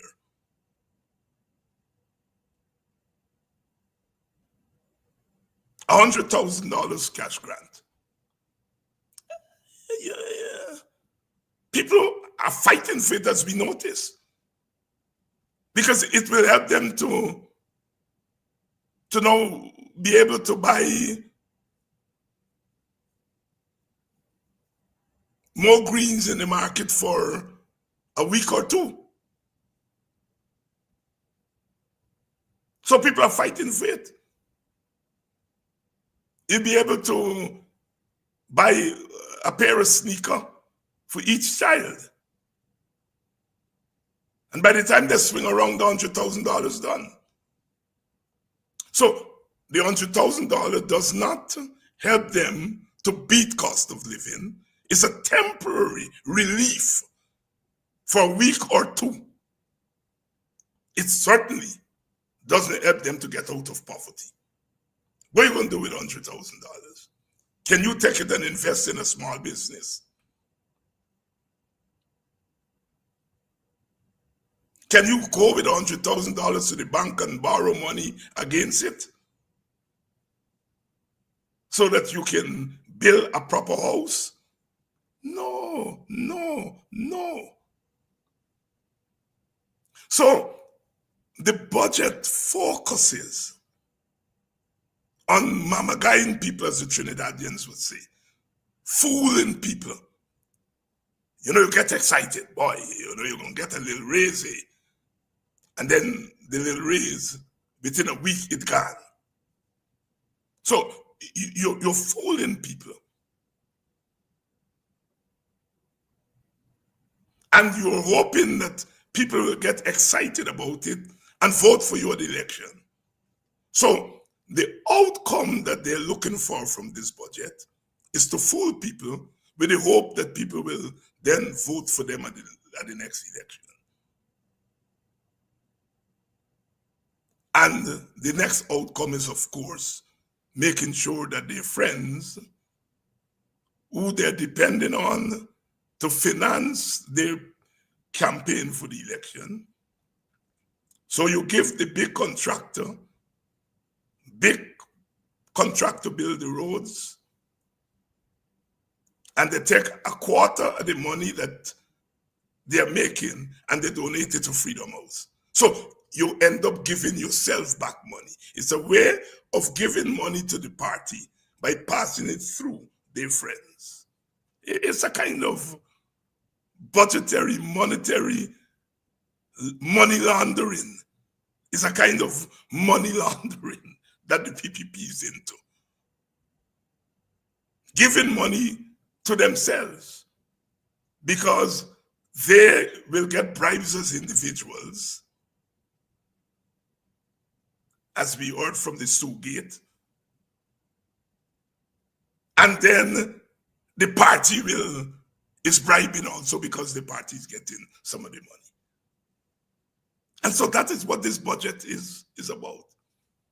$5,000 for old people. $5,000 a month. 30 days in the month, 31 days in the month, divide them.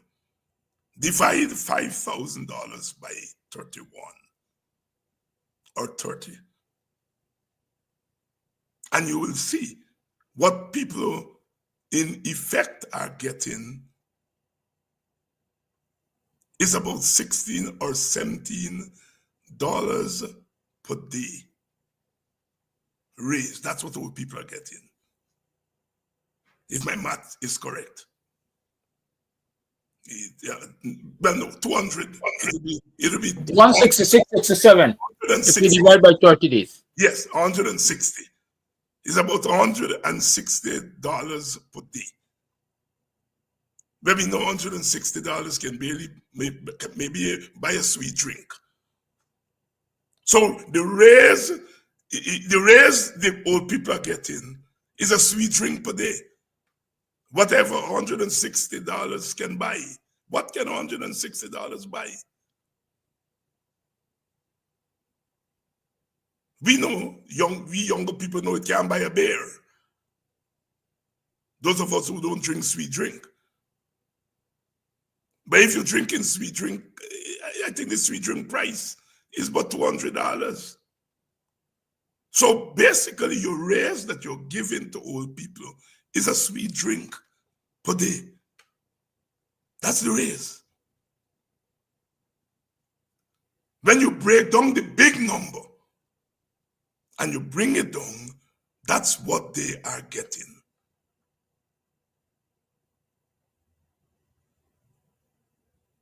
$30 days per month, $200, come up to $6,000. And you're not getting 6,000, it's 5,000, so it's below $200. So it's about $160, $170.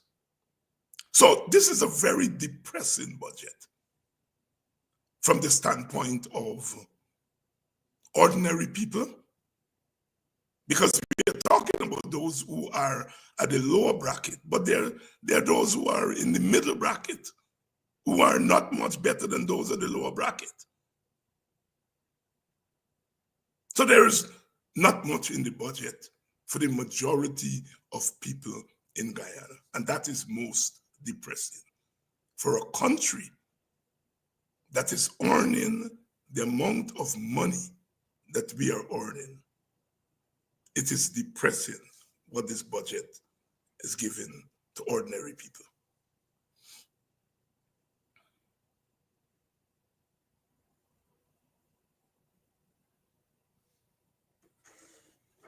Of course, there are many promises in the budget, given the fact that it's an election year budget. There are lots of promises. $100,000 one-off for newborn babies. $10,000 healthcare grant and stuff like that, voucher. But let's see where these things will materialize, when they will materialize. They're not going to materialize. We don't have to wait and see. When you add all of that together, it does not help people to deal with the cost of living. It'll give them a relief for 2 weeks or 3 weeks. Like if you get $100,000, a poor man, $100,000, by the time you swing around, and buy 2 things in the market that you really need, or you pay back a debt that you have, the $100,000 gone. It's a 1 week, 2 week relief. That's what it is.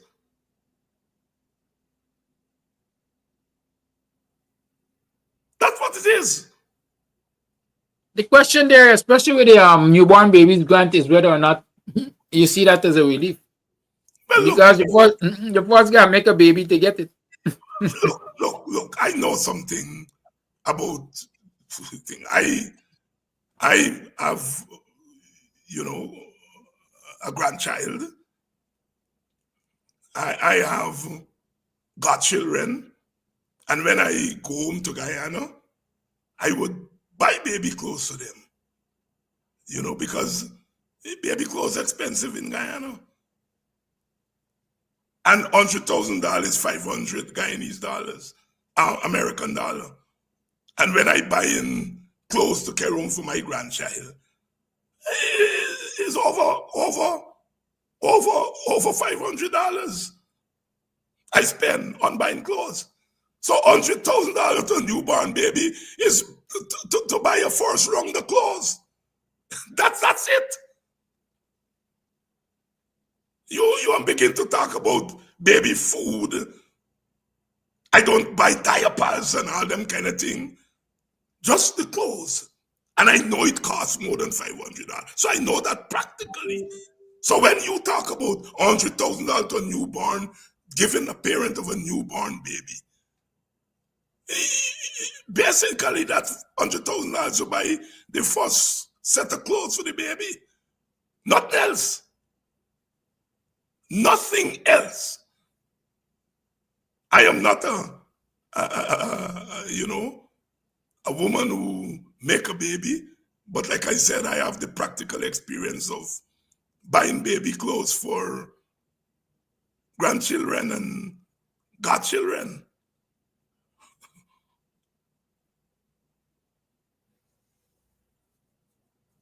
Thank you, Dr. Hines. That was on the budget. I know we can go on and on and on and on on the budget, but let's talk a bit about the most recent decision at Gcom, given the fact that we're months away from an election. For years, people have been asking for a clean voters list, and then we added biometrics to the call. We saw Khaled Singh vacillating. I want to say every time they have a meeting and this thing comes up is a different reason, including the promise to consult with stakeholders whether or not they decide on biometrics. But mostly recently, in the last week or so, we heard the quote-unquote definitive pronouncement that despite the ROPA giving Gcom the right to implement those things which are necessary to present a free, fair, credible election, and biometrics basically can be considered cover under that right. Khaled Singh has said, listen, while we recognize that we have the right, we have the authority, we can do it, we are not going to do it because, number one, we have to consult with stakeholders, we have to acquire equipment, we have to teach, and time doesn't permit. I know for a fact that as leader of WPA and so on, as well as presidential candidate of WPA, co-leader, you certainly have been tracking these things. What is the party's position on these most recent pronouncements? I've been tracking it not just as a co-leader and presidential candidate, as a scholar, as a citizen, and so on. But you're asking for the WPA's position. And, our position is that, look, these matters have been before Gcom for the better part of 5 years. And at Gcom tackled these problems early, they would have been done, and certainly those of us who are calling for it would have been happy, and Gcom would have been ready for a go. Gcom, as you said, the chair, because she has the casting vote, one side said no biometrics, the other side said biometrics. She with the casting vote was critical. And had she put this matter on the agenda 3 years ago, 2 years ago, all those things that she listed there could have been accomplished with ease. Go to the National Assembly, pass the necessary legislation so that ROPA does not collide with the Constitution, right? Then you go and you buy your equipment and you do all the other things that you do with ease. Take your time.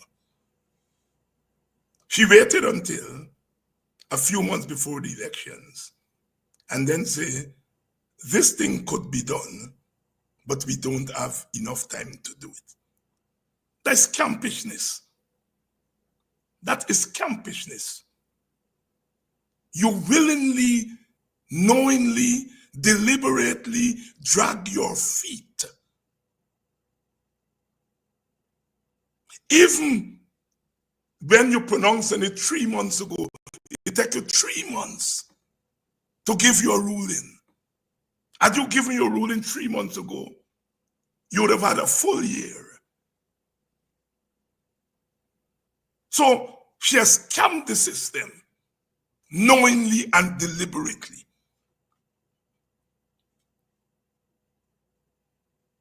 But you now are a few months. The point is, Gcom's remit is to ensure that we have credible elections. And if Gcom is saying that biometrics is credible, is going to help with credible elections, and we know that because it's been used in other parts of the world, if you're saying that it's saying, then that should be your concern. Your business is not time. Your business is a credible election, removing as many of the obstacles from a credible election that are possible. That is your primary remit. And once you say, we sign off on biometrics, you then go to the government and say, here is the amount of money we need. Here is the amount of time that we need. That is for the government to give you the money and to work with your timeline. And so, if at this last minute, a lot could be done, all it would mean is that what should have taken 2 years to do, you don't have to do in about a year. You have about 9 months, 10 months, you double up, as we would say in Guyana. That's all she has to do. You don't sit there and say, time is not an hour. I double up because you wasted the time. You wasted the time. You're a workman. People give you work for you drag your foot on the work.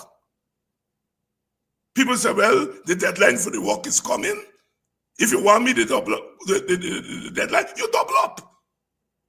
Instead of hiring 2 workers, 3 workers to work on the project, you hire 6 or 7. Double up.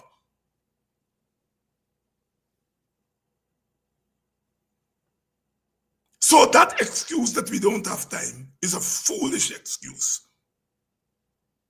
We have less time, which means you work faster.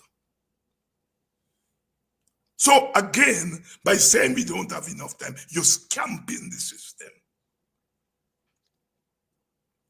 And there's no law that says that if the Elections Commission says it's not ready, that the government has to go with an election that is not credible, rather than wait on Gcom to have a credible election.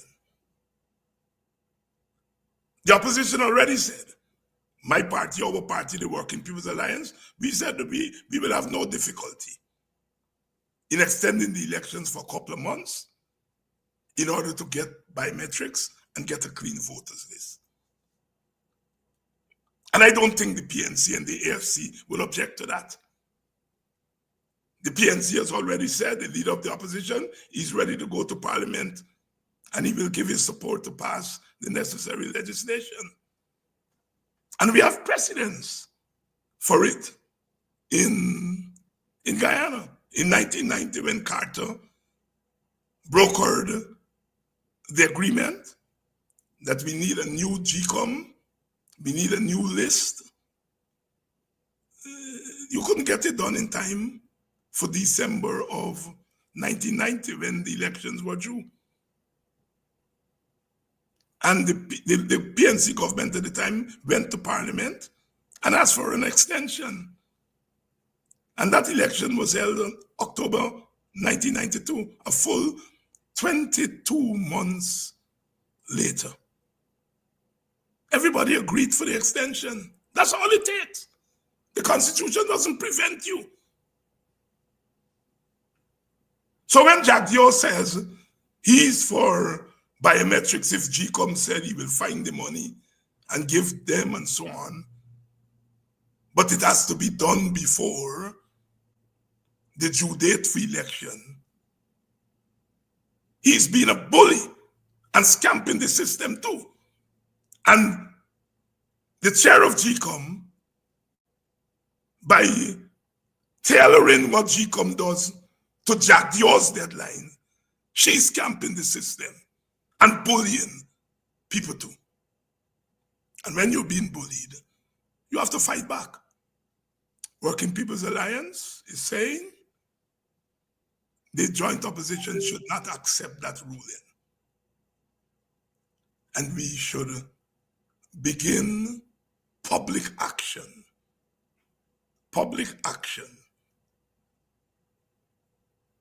to put pressure on Gcom to reverse that ruling. And by extension, the government. And public action can be demonstrations. We already have the 30 people that are in front of Gcom every week.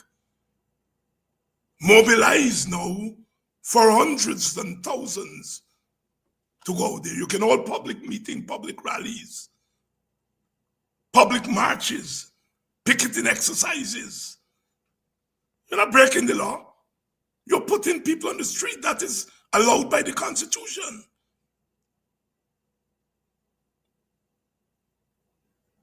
Because this is not about an election. This is about the danger you're putting the country in. Every election from 1964 to 2020, every election, except the one in 2006, every election, you've had the opposition saying that the elections were rigged. They questioned the results, and they had some form of post-election disturbances. Some years it got worse than others. In 1964, it got bad. 1992, 1997, disturbances, Indian people beaten on the streets. 2001, 2011, James Bond and others get shoot up in the back.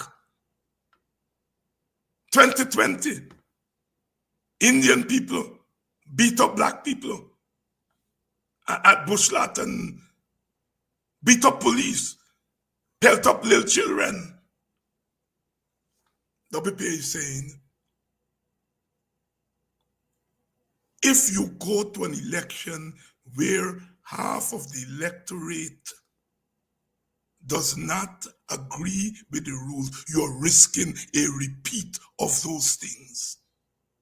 You're risking a repeat of disorder and probably, not possibly, a high probability of violence. Because once disorder starts, you can't control it. And so we are saying, why is Gcom risking that? Did you already tell the Private Sector Commission that the state is going to use the state violence if there are any disruptions or post-election violence? So we know they are looking for a bloodbath. Why is Claudette Singh risking that? Why is she risking a bloodbath? That is what is at stake. So our position is, if you have to postpone the election by a few months to ensure that we don't have a bloodbath after the elections, do it. And if Gcom is not prepared to do it, put pressure on them. We are also proposing that the joint opposition formally sends a delegation to meet with all the international stakeholders, because all of them are here in 2020. And all of them said our electoral machinery is a mess. And if the mess has not been fixed, we need to formally lobby them. Send a delegation to meet with them. Send that delegation to meet with CARICOM governments, because CARICOM got involved in the nonsense in 2020. But to their credit, they said the electoral machinery is broken. Well, it has not been fixed. Send a formal delegation from the joint opposition, whether it be the leaders of the joint opposition, whoever they decide, but send a delegation. And for those of you who are maybe saying, well, what difference will that make? I can tell you. The Patriotic Coalition for Democracy, in the wake of the 1985 election, sent delegations around the Caribbean to meet with Caribbean leaders. I think that delegation included Llewellyn John, E.U.C. Quayan, and Chetty Jagan. I think Paul Tennessee might have been on it too. And what was the outcome? Prime Minister of St. Vincent, I think he was then the chairman of CARICOM. He summoned Mr. Hoyt to a meeting at Mustique in the Grenadines. And Mr. Hoyt came back under the pressure from his colleagues in CARICOM, and he gave in to demands. That's how Carter came. The delegation met with the Carter Center, met with the other stakeholders. It has been done with results in the past. WPA is proposing that we do that. We are also proposing that we go to the court and let the court settle this matter of biometrics and the voters list once and for all. Don't tell me that the court has already ruled on it. Because the question you're putting now to the court is whether, in the absence of the National Assembly not meeting to correct the problem which the court identified in the first ruling by Roxanne George, the government has not acted on the recommendations of that ruling.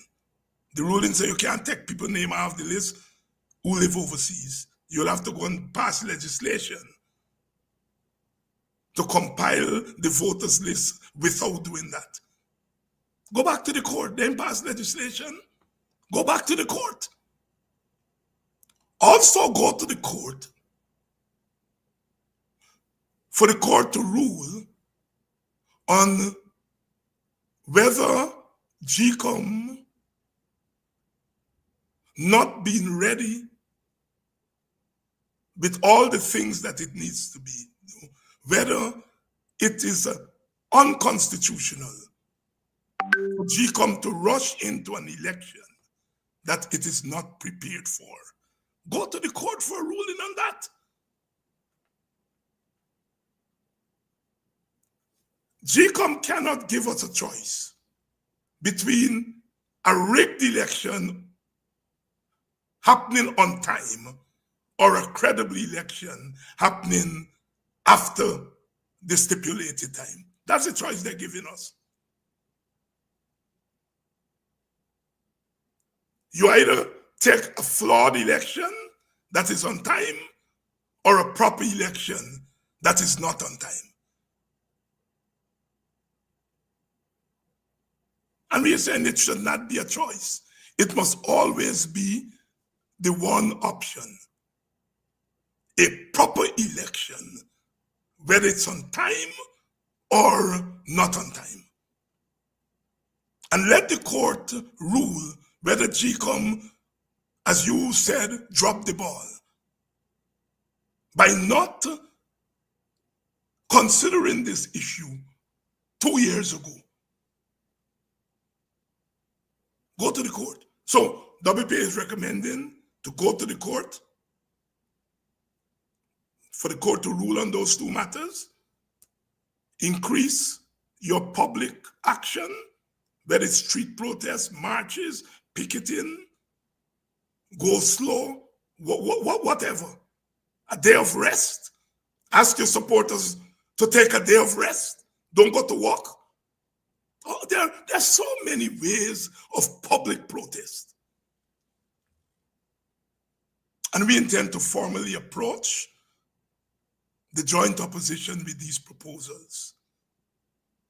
Send a formal delegation across the Caribbean and with all the international stakeholders. We are recommending those three things to be done simultaneously. And we intend to approach our partners in the joint opposition and for them to look at those proposals by the WPA. Going to an election without biometrics, a clean voters list, an impartial Gcom machinery, or let me start over. Going to an election without biometrics, without a clean voters list, without an impartial Gcom is not a viable option. Being forced to go to an election without a clean voters list, without biometrics, and an impartial Gcom is also not an option.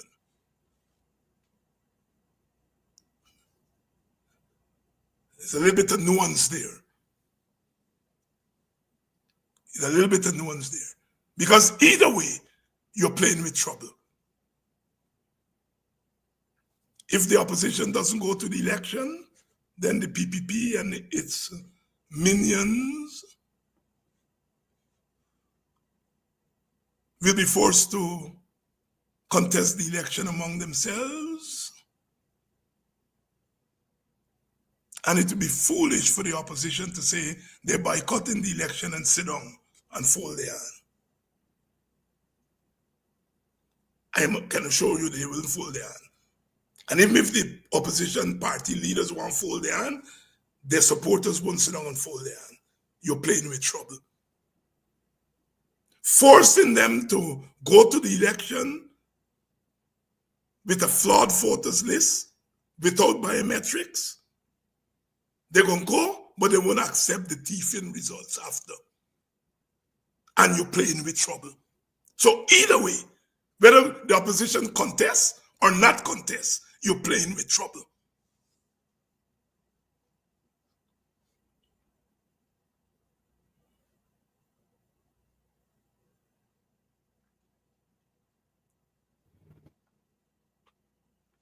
And some people like to play with trouble. The government and the PPP is prepared. I don't know whether they like it, but they're prepared to play with trouble because they think that they can use the police and the army to shoot down opposition supporters.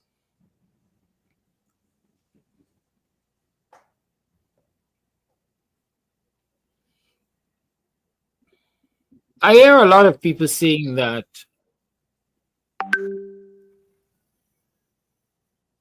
you with me?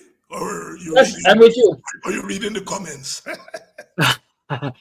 No, you know, I don't want to use terminology that will put you in problems. I am very careful when you are on the program because I take responsibility for my own utterances. Right? The constant cry is that the opposition is taking too long to come together, to speak with one voice, to act as one unit. We are in the 11th hour. I just saw a press release, I think, that said there's an MOU between the APNU and the AFC to discuss the possibility of coalescing for the next elections. Your recommendation, the WPA recommendation, is to send a joint representative team to the international community. How realistic is it, given the current state of limbo, if I can call it that, in the opposition benches? No, I think you're forgetting. You're forgetting. And I pardon you because it's early in the morning. Right? You're forgetting that the joint opposition operates at the level of the issues before Gcom. You are our representative on one of those committees.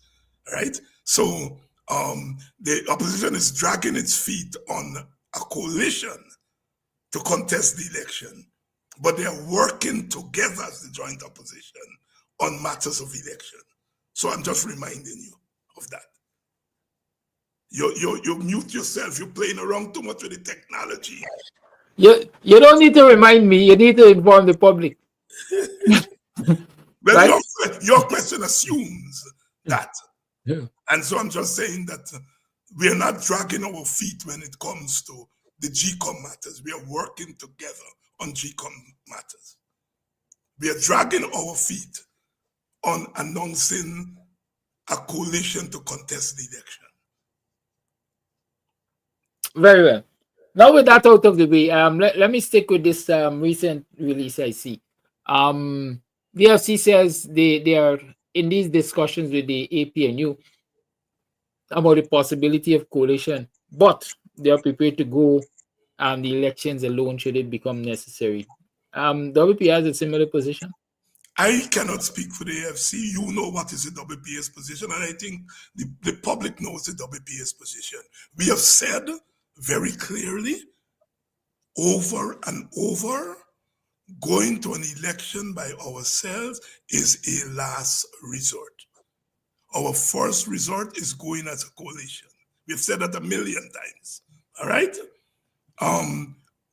Our position is informed by our first objective, which is to remove the PPP from office. We feel that the PPP has become an obstacle to progress in Guyana. The PPP does not want to share power in a society in which you must share power. And so therefore, our second best option is to go with an opposition coalition. And so that is the first thing that informs our decision that going by ourselves is a last resort. Coalition is a first resort. The second thing that informs our position is real politics. We are a small party. We are sandwiched in between two big parties. Historically, at every election, the two major ethnic groups have given their votes to the two big parties. The small parties have gotten the leftover votes. And we do not believe that is going to change in this coming election. And so we are realistic. If WPA is worth 2 seats or 3 seats, we prefer to use those 3 seats to add it to the PNC seats, not to subtract it from the PNC seats. So if the PNC gets 48% of the votes and WPA gets 4% or 5%, we want to use our 5%, 48 plus 5. We don't want to use our votes to be 48 minus 5. All right? Real politics. We cannot win an election on our own. Real politics. And secondly, we do not believe in getting seats to create a minority government. What is a minority government?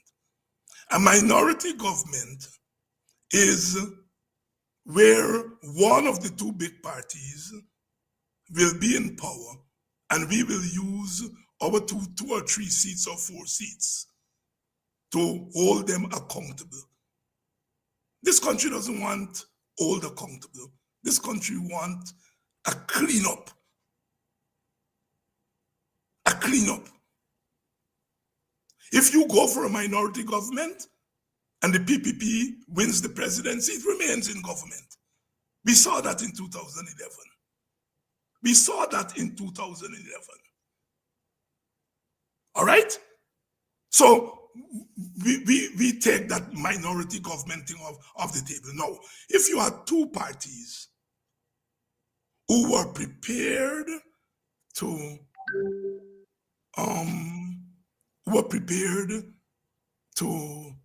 work together, then a minority government makes sense, because you in the middle there will be like a referee with two willing parties. But you have one party that says it is not prepared to work together with others. They said that. So a minority government is off the table for the WP. Our position is to get the PPP hell out of there. And if we have one seat, we prefer to use that one seat to get that outcome.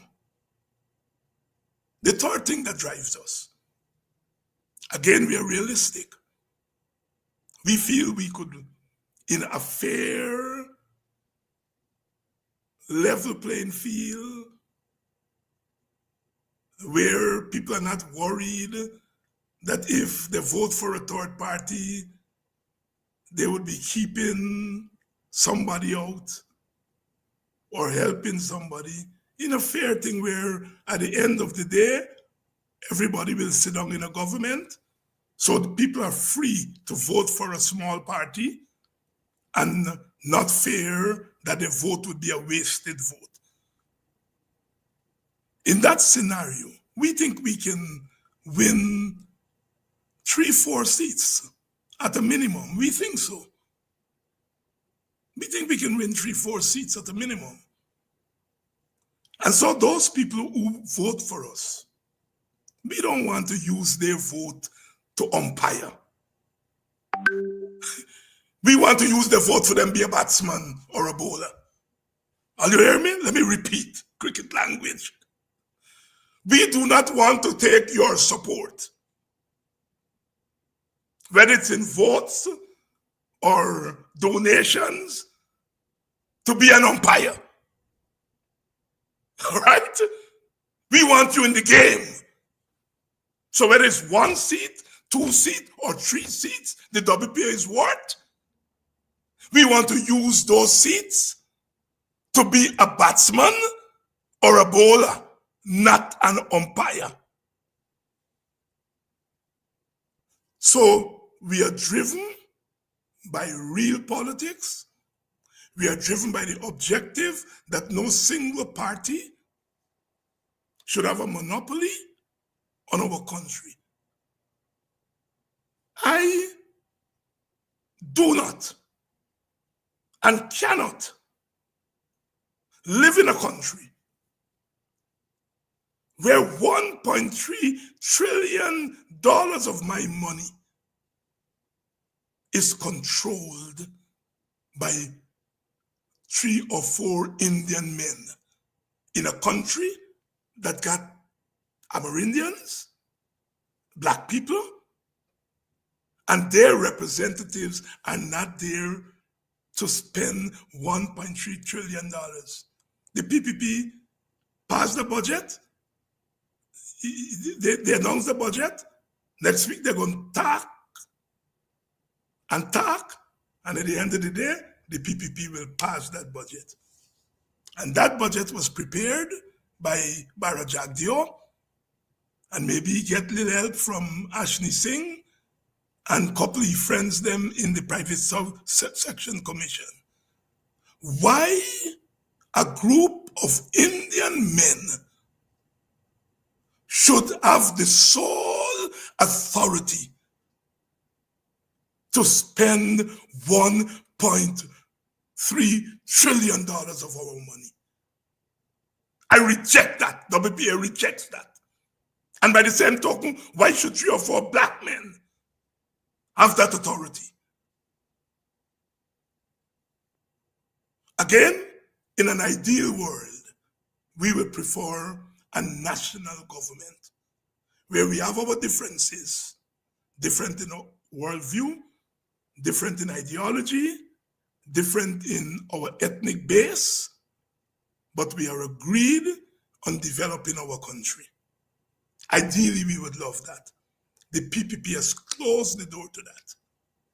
And so our next bet is to get together with other parties and at least have a halfway national government. A coalition of PNC, AFC, WPA, and others is a halfway national government. A halfway national government is better than a one-party government. So we are driven, and I want to be extremely clear here this morning. All right? Do we agree with the PNC on many things? No, we don't. We don't. We don't. We don't agree with Mr. Norton's position on public protests. However nuanced his position is, we don't agree with it. But that is not a deterrence from working with Mr. Norton. That is only one thing we disagree on. We agree on more things than we disagree on. We don't agree with the AFC on a number of things. We don't agree with the AFC on this thing about a minority government, but that's one thing. We agree with them on more than we disagree on. And so therefore, a coalition cannot be a coalition that is based on agreeing on 100%. No, no, no. It is no secret to the public that the present PNC leadership at the top level, we have a better relationship, we in the WPA have a better relationship with that top leadership than we had with the top leadership under Granger. And if we could have coalesced with Granger, who we didn't have the best relationship with, our relationship with the top leadership under Norton is better. Could it be better than it is? Yes. But it is better. People ask, how you know Norton won't scamp you all like Granger scamp you all? I don't know. There are things in politics you can't know. All you can know is what is in front of you. Last June, the PNC had its party congress. You and I were there. It was the first time the PNC formally invited the WPA to the opening of their conference. Never happened before. Granger never perhaps even think about it. Never happened before. As simple as that is, the point I am making is that you have to deal in politics with what is in front of you. What is in front of you?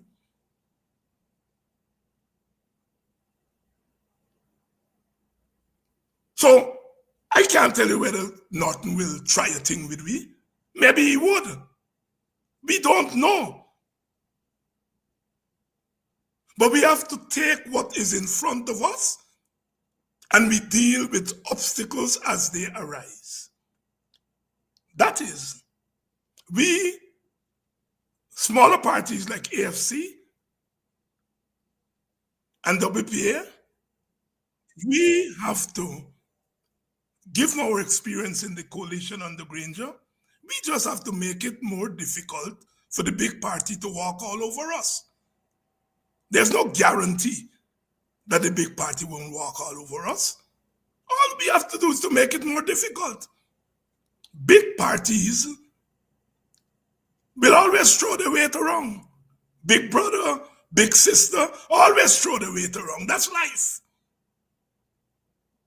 But we have to reason the thing through, put mechanisms in place to make it difficult for the big party. Maybe the leader, Norton, may not want to push us around, but there may be people in his executive who will say, well, what AFC and WPA bring, and encourage you to put, he has to contend with that.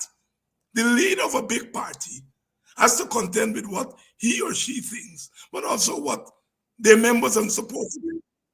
And I know that there are people in the PNC leadership, not Norton, but there are people in the PNC leadership who may not necessarily want a coalition, or who would say, yeah, bring them in the coalition, but, you know, I mean, stick it to them.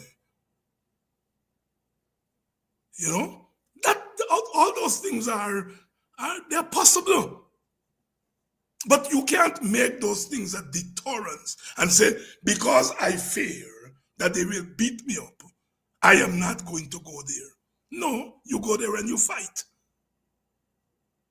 You go there and you fight so that you don't get beat up. All right? So we are not, I see some people are talking about who kill who and who don't kill who. Let me make it clear, the WPA are not fighting the dead. We're not fighting the dead. What Burnham did, we fought Burnham when he was there. We fought Burnham. Burnham is dead. And we're not fighting Burnham in the grave. So those of you who want to fight Burnham in the grave, keep the WPA out of that. I know there's some WPA members who still want to fight Burnham in the grave. In politics, you don't fight the dead. You don't fight the dead. And we fought Burnham when he was alive, when a lot of people in the PPP were running. Lock up. WPA be on the streets. Our members lost their lives. Some like me went to jail. We fought Burnham when he was alive. He dead. Gone, but he business 40 years ago. We still fighting in the grave? That's totally nonsensical. So all those of you who what Burnham did do, we, and what Burnham did do, we, and what Burnham did do, we, Aubrey Norton didn't do, we now. So we're going to fight Norton as a proxy for fighting Burnham. Burnham dead. He did good, he did bad. When he was alive and in power, we fought him. He's dead and gone. 40 years. The world has not stood still. Guyana has not stood still. The PNC has not stood still. To believe that everybody can change except the PNC is nonsense. The PPP changed for the worse. If I were to give not a WPA position, this is David Hines speaking now. If I look back 40 years ago, the PPP has changed for the worse. The PNC has changed for the better. I say no more. That's me position, David Hines' position. y'all can carry it to the market. 40 years ago, if I look back to 40 years ago, and to make an analysis of those two parties, they have both changed. They have to change. The one thing that is constant in life is change. In another 12 hours, the sun will go down and night will come. We know that. Tomorrow is not going to be Wednesday, the 22nd of February, January 2005. It will be the 23rd. Change is constant, and every human being changes, and every party changes. But some change for the worse, and some change for the better. My honest analysis is that the PPP has changed for the worse. And their change has taken them way beyond where Burnham was in Ericatics. And the PNC has changed for the better.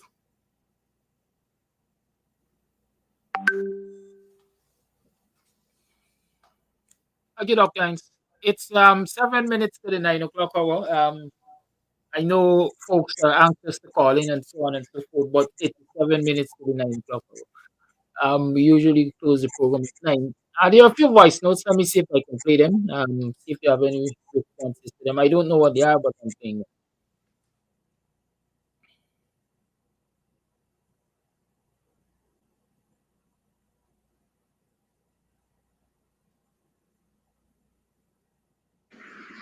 Yeah, Mr. Kadaki, Amsterdam. Good morning to you, your viewers. This thing just getting me sickening and sickening every single day. Now, yesterday, people supposed to come out to Gcom and protest for this wicked and evil woman with a car clad thing, right? I don't know what she's still doing sitting in Gcom. She should retire and go and sit down and collect her gratitude and her pension. This woman is so wicked and vindictive. She feel that, I thought, well, she would do the decency and resign or do the honorable thing because the last time with the election, she know the problem they had. I thought this woman would correct the problem, but she is part of the problem. She is part of the problem, right? And people need to get rid of her because she complicit, right? She in the pocket with the PPP them. So she just coming out, look how long the opposition saying they want biometric. She waiting now near time to come out to jump out to say, their whole she can't do biometric. This total nonsense. Claudia gotta get it right. She don't owe Gcom, and she as an independent body, she's supposed to put it right. Don't do one side thing of wickedness what she doing. And people need to come out and protest. People only arguing but things hard. Come out. Come your tail out from wherever you're doing, get off your horses and come out and protest for these wicked and vindictive people who is running this country. These people is not government, these people is dictators. You understand? They're not going to rule a law or nothing. It's a set of nonsense that they're doing. Just spending the resources, squandering the resources like they don't go left, right, and center. And we need to stand up. You understand? People need to come out and stand up and stop complaining. Complaining it won't make a difference. People got to take action towards these people. These people don't understand just talking all the time. You understand? And these reporters, what they have there, they just sit on the Thursdays and listen to a bundle of crap with the vice president talking when the Thursdays come. Where they should ask the real question, they don't ask him. Because when they do ask, if one body asks the real question, he try to embarrass them or insult them or boycott them because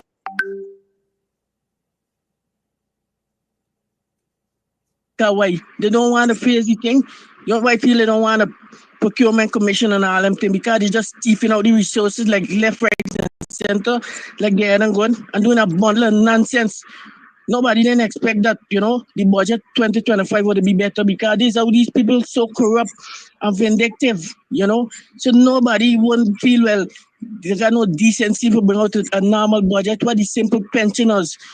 Come on, you give the pensioners 100,000, put proper system in place for the people. Look, the monkey crowd, they had to people had to go through. Half of the people never get the 100,000 up to now. People fall down, get black out, that kind of madness. These people have no common sense or no proper plan in place or none. These people just wake up one morning and just do things out their head, mad like their head and gone.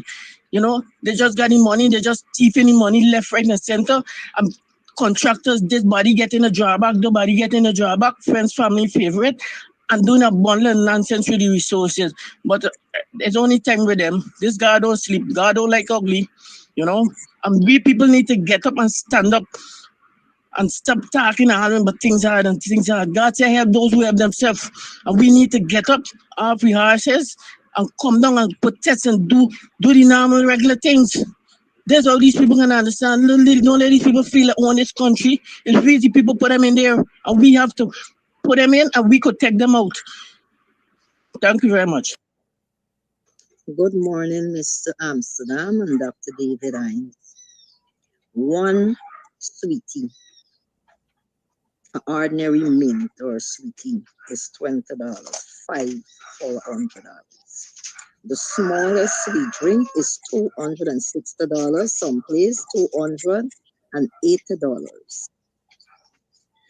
Wherever we're going very fast. We're not taking our time.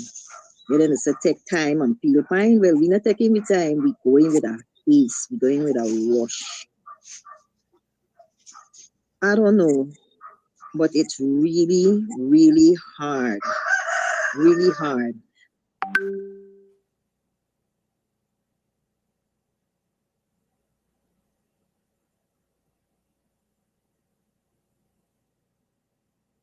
Don't matter if some people is self-employed and you're trying to do this and you're trying to do that to make ends meet. It's still a meeting. It's still a meeting. And it goes back to the song that we normally listen to. Is that the rich will be getting richer and the poor will be getting poorer under the system. And we under this system that designed to keep us in bondage, not give us a chance to grow and to develop. And, you know, everybody can be happy. No, some being happy and some being sad, some being belly full and some being hungry. This is where we're going at this time. But if we, the people, doesn't come together and stand up and come out and vote like a boss to get these people out, for the next 4 years, I don't think it's going to eat within. Something is going to eat out within. And even though we didn't, all 3 meals. Because right now, a lot of people are doing 3 meals. A lot of people doing 2 and some doing 1. So I don't know what's going to be the outcome at the end of the day. But what I am seeing, we need to get on the street and protest, demanding that we get a clean voters list and biometric. And we don't have to go to Georgia like I hear other callers saying, village to village, but we need the guidance that we need leaders in every village to say, well, all right, today Monday to Thursday or today Monday to which day, you all come out with your placards. And let me tell you, if every village, we can't count on everybody, but every village, 20 or 25% come out, we're going to get somewhere. We're going to send a statement, we're going to send a message, and a very strong message. Thanks for having me. Good morning, Kadaki. Blessings to you and our listeners. Dr. Hines, it's always a pleasure to see you on Kakaraki Show. Dr. Hines, with all this simidimi, the PPP trying to do, they could do what they want. They could say what they want. They're going to lose this election. They're going to lose. God have a hand in this. Dr. Hines, you can't do wrong things and expect right things as a result. The PPP is a dishonest organization, unfair, racial. The world know this. Kakaraki and watchmen, the PPP bring Guyana into a state that the people and them, the people and them even afraid to even come out on the street to demonstrate their political rights. The people and them feared, they're scared. But Dr. Hines, you know, listening to you this morning, you know, you are one of the most fierce, balanced talk show hosts. I'm not saying that because I want you to feel good, but then listening to you year after year, you is a balanced individual. You're not one-sided. You're fair and you're just, and that is a good sign. But I gotta tell you this: the PPP will lose. You have a good one, my brother. Stay blessed.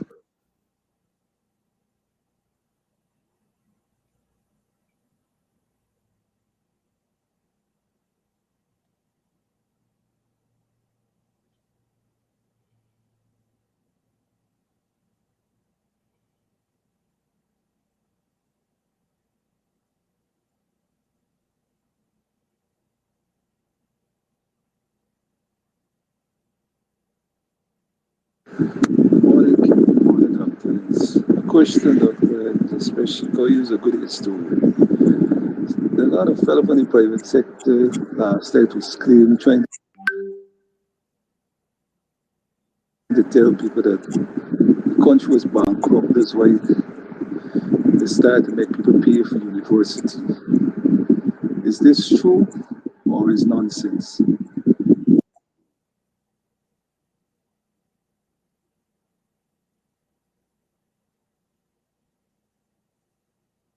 Morning, Brother Kidaki.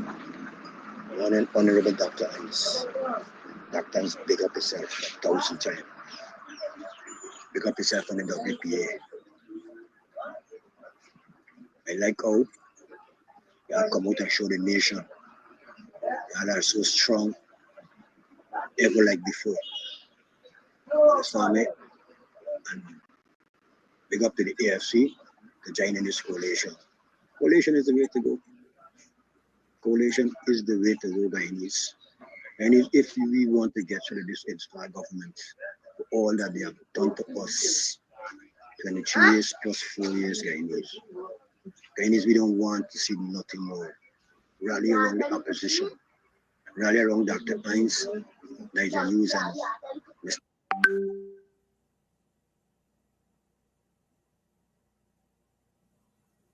Mr. Compton Aubrey Norton. Rally around these people. These people will show this installed government and show the world that what they capable enough to do to make Guyana and Guyanese people be happy once again. With one love. You understand me? Not one Guyana. One love and unity. You understand me? One people, one nation, one destiny. You understand me? I'm back again. You understand me? And kudos to all the social medias that expose this installed government. You understand me? They finish. The only way right now for get these people off our back is by the ballots. We have to make it right by a clean voters list and biometric. That is what we gotta stand for. And no Gcom. Dr. Hines and Kadaki, good morning. There is a reason for Ibrahim Traore having his handlers and bodyguards wearing ski masks. God, I am willing to donate the first 200 ski masks to those who are ready and willing to get out there and protest. I am willing to donate the first 200. I was starting with 100, but no, I'm willing to donate the first 2. Dr. Hines and Kadaki, good morning. There is a reason for Ibrahim Traore having his handlers and bodyguards wearing ski masks. God, I am willing to donate the first 200 ski masks to those who are ready and willing to get out there and protest. I am willing to donate the first 200. I was starting with 100, but no, I'm willing to donate the first 2. Good morning, you dears. I love Dr. Hines' contribution this morning, and that is good. I don't even believe that God would ever forgive Janet wherever she is. Devastating disaster she created in 1999. Good morning, Kidaki. Good morning, Dr. Hanks. Good morning, viewers. All the commentators and the people that need protests. How many persons were out there yesterday? I was looking at the protests. I mean, it has increased a little, but we can't just bashing Norton, bashing Hanks, bashing Nigel, bashing Kidaki. Numbers count. The people are just talking and no action. It's the people got to back the leaders, and like they don't understand that $100,000 for a baby. May know what that gonna do? Cause nowadays na diaper where you hang out the line and you get them for use back. Nowadays a Pampers. Look how much a tin of milk. Look how much a glucose and a system. If you raise the salary by a little 5,000, everything in the market gone up by 10. What really we doing? People, are you wake up? Are you go out there? For Guyana to grow, PPP got to go and PPP must go. Are you come out? Are you not call for protest? And are you not back up the people? Back your leaders up. You are the strength for them, and you are the backbone. Back the people. People wake up. Are you go out there when Tuesday come for Guyana to grow? PPP got to go. Have a great day. Thank you for that voice note. It's now 9 minutes past the 9 o'clock hour, Dr. Hines. Kindly be kind enough to wrap up the program. Thank you very much. I guess you're denying the live callers, but that happens sometimes. It's time. It's 10 past 9. Yes. One of the callers asked a very interesting question that I want to address. He said somebody from the private sector commission was saying that they had to stop free education at university because the country was bankrupt. Listen, by the time we got to the end of the 1980s, the world was beginning to change. The Cold War had ended, and the IMF and the World Bank introduced something called structural adjustment. And one of the things they said is that governments must decrease their spending. And so therefore, they had to decrease their spending. Some government retrench people, knock off people. Guyana did some of that. Some government stopped spending on agriculture. Some government made choices. Desmond Hoyt did not end free education. He kept it. He, like I said, he cut spending in other places, but he kept free education. Again, your priority. If you got 10 things you're doing, and the powers that be told them you got cut, you choose which 5 you're going to cut and which 5 you're going to keep. And Hoy did not cut free education because he saw it as a priority. When the PPP came in, they didn't see free education as a priority. And they cut free education. They didn't cut sugar. Why? Why? I don't have to tell you all know why. All right? So it was not that the country was bankrupt. We are small countries, small economies. We had to be borrowing. But that was necessary for us to do, because development means that you have to have some priorities. And free education, Burnham saw it as a priority. Michael Manley saw it as a priority. Errol Barrow saw it as a priority. Despite the fact that we didn't have plenty money, but the little we have, they had priorities. When the PPP came in, forced to cut government spending, they chose what to cut. And one of the first things they cut was free education. Free education and education of the nation was never a priority for the PPP. Never. So they didn't cut free education because we were bankrupt. They cut free education because it was not a priority for them. They didn't cut government spending on sugar. And sugar was beginning to lose money. Yet they didn't cut them. They cut free education. So I just want to make that clear.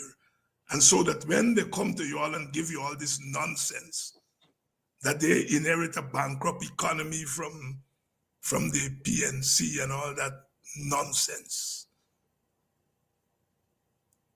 You do not bankrupt an economy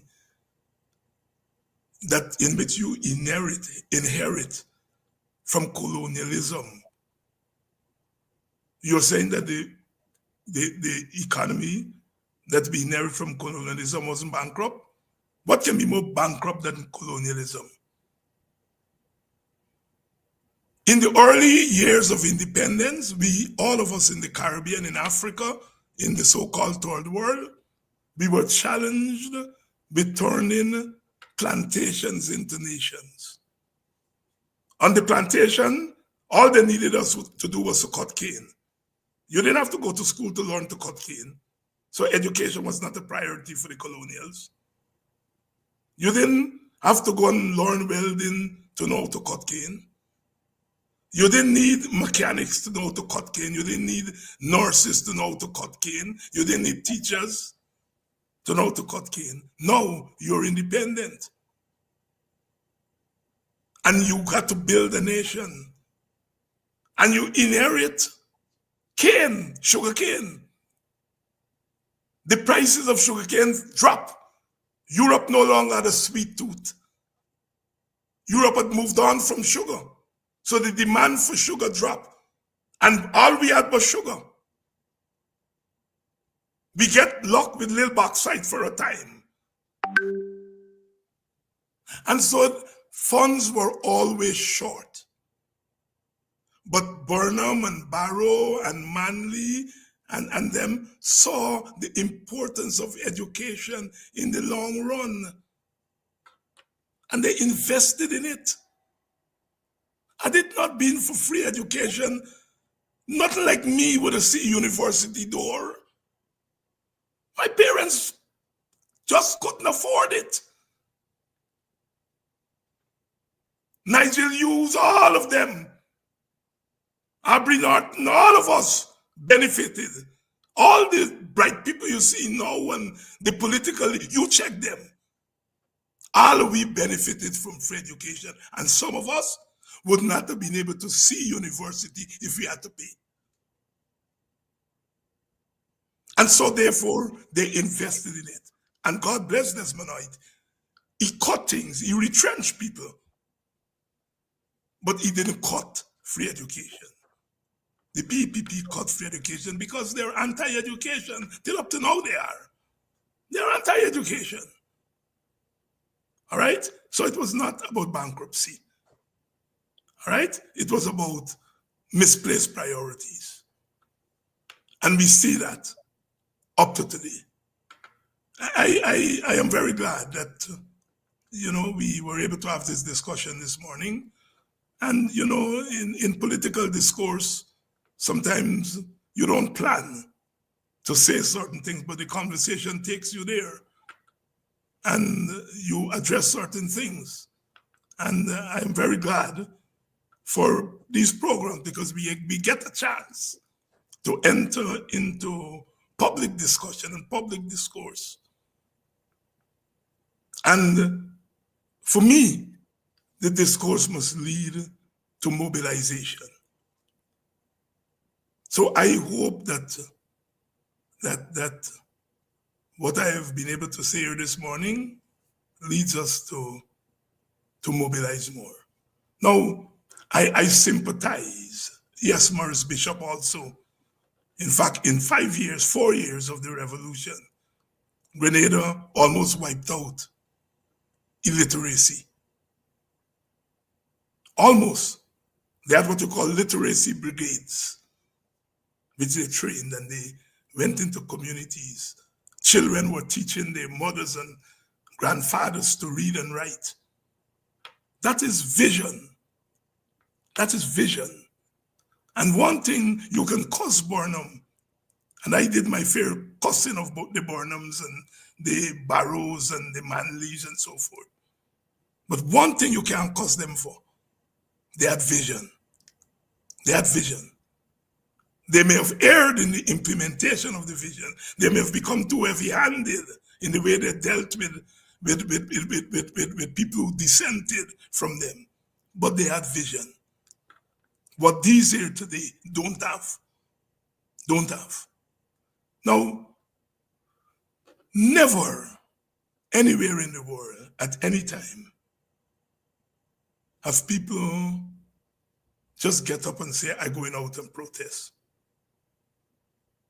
They're always mobilized by leaders. Even when you see people appear to say, spontaneously go out and protest, don't believe it. It's not spontaneous. We are organizing them behind. If people decide tomorrow to go out and protest, it is because we have been mobilizing them on this program and other programs and, people going into the communities for 4 or 5 years.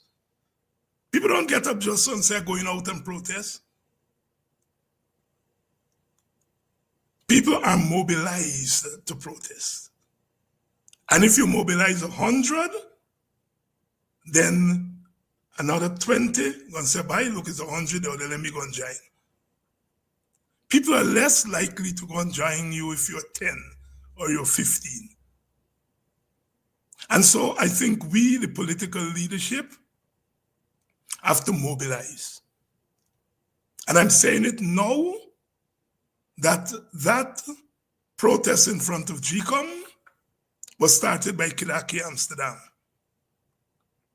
For those of you with short memories, it wasn't started by any of the political parties as such. It was, Kiraki's the WPA, and we gave him the license. And he started that protest. The reason that protest has remained small, it is because the political parties have not mobilized to make it big. People do not leave their homes and say, go in and protest. People wake up in the morning, they're studying to send their children to school, to what they're going to cook today, where they're going to find the money in the market and so on. They will go out and protest once they see the momentum.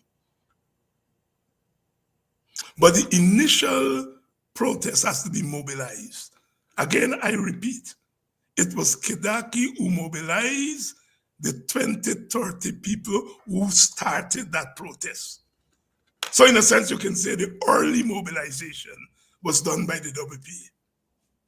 But the other parties never mobilized to make it bigger. And so the fact that it is not bigger is not that the Guyanese people don't want to protest. When I was a small boy, I remember they get dance at Tipperary Hall. The band would come at 7, 8 o'clock. And people used to go and stand up in front of Tipperary Hall from 8 o'clock. They did it from 8 o'clock till 10 o'clock. Because they're watching to see if people going to go to the dance, how the band playing. And then they're going to left at 10 o'clock. If they're satisfied that the party going to ram, they're going to go home and then bathe their skin and dress up nice and come back to the party. I know the old timers will remember that. You go and you watch. Even up to now, you go in front of the dance, you ask, they get plenty people in there by before you go in. And this is the same thing with protest. You know, we tend to look at each other and look to see if you get people out there. So, it is just as how to guarantee that you get people in the dance, you got to sell ticket. You got to sell ticket. You got to advertise. You got to share out the flag. So you are mobilizing to get people in your dance. It's the same thing with protest. So don't put the blame. I know we get frustrated. All right? Kidaki mobilized the first 2 dozen, 3 dozen, because that's all he and his small party could mobilize, and he started something. If the bigger parties had joined the mobilization, because they have more capacity to mobilize, it would have been bigger. And you got to remember, this is not a long time. Nowadays, it costs money to organize a protest. Believe it or not, it costs money. Times have changed. Times have changed. All right? Times have changed. It costs money. You got to bring people from out of town. You got to get transportation. You got to get people to go into the communities and mobilize and so on and so forth. All right? So don't be too hard on Guyanese people. All right? Remember 2 years ago, Norton first came to office. WPA met with him and others in the APNU. And we said we got to get public meetings. And we organized the first rally at Burnham Court. We had about 3,000 people. As we continued, we had another rally at Golden Grove, and then the thing stopped. Right? Whenever we have mobilized, we have been able to put people out there. All right? All right? And so put it on the leadership. We have not done enough mobilization. And WPA is, as I said, we are planning to raise this matter of public protests for biometrics. And we are going to be asking our partners for us to mobilize people for public activities.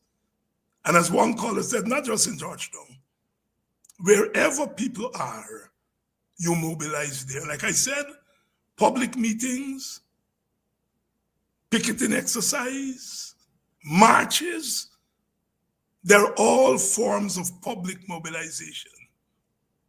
They're all forms of public mobilization. All right? So let us not lose faith. As I said, I come from a political culture where you must accept. You must accept when you're wrong. We erred in not doing more public mobilization, more mobilization for public activities. We erred. And for that, I apologize on behalf of the WP. I apologize.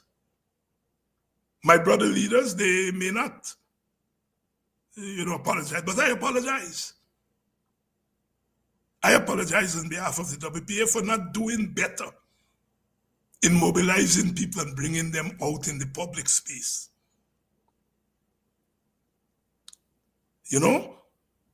Because we could. We just did a poor job. Let's hope and pray that now that we are being stared in the face by this callousness on the part of Gcom's chair and the PPP commissioners that we correct that. And we systematically mobilize our people to come on the streets. Lord Kitchener sang a calypso in 1963, said, the road make to walk on Carnival Day. Constable, I want you to know, the road make to walk. The road belong to we. We don't have guns. We don't have $1.3 trillion. We don't have the police and the army. We have the road. And there's always a risk when you go out on the road.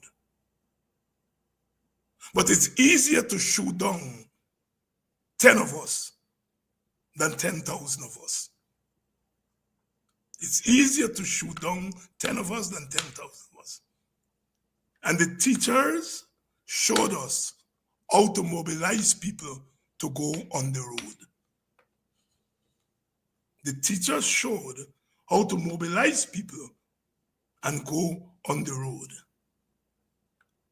And we in the political parties erred with the teachers because we said it's a teacher struggle and the political parties have no business. Again, we were wrong. We should have mobilized our political supporters to give support to the teachers on the road and swell the numbers on the road. We were well-meaning when we say we don't want to turn the teacher strike into a political thing. We were right with that. We were wrong in believing that something was wrong to mobilize political support for an industrial strike. Again, I apologize for that on behalf of the WPA. You know, we have not done a good job at public mobilization on the streets. We've not done a good job. It's not too late. And I think that we are going to do better. I think we are going to do better. Thank you very much. Thank you, Dr. Hines. Imagine if I take those calls. It's 9:30 now.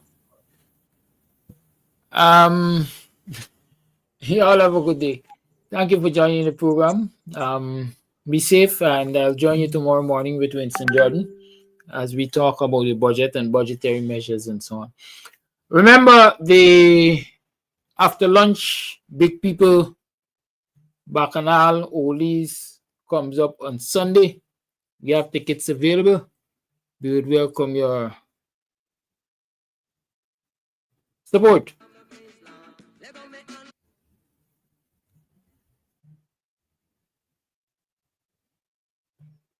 Planning a party? Worry no more. We have all the support. Went to a dance a Clarendon. Me and a big fat thing named Palm. Club Twilight presents Sunday 26th January, the Big People After Lunch in Oldies Bacchanal. Yes, at Club Twilight, Sideline Dam, Buxton North. Music by Supercat One Man Band, Cam's Audio, Disco Baby, and popular DJs. Check it out. It's the Big People After Lunch Oldies Bacchanal at Club Twilight, Sunday 26th January. It's gonna be a back in time movie.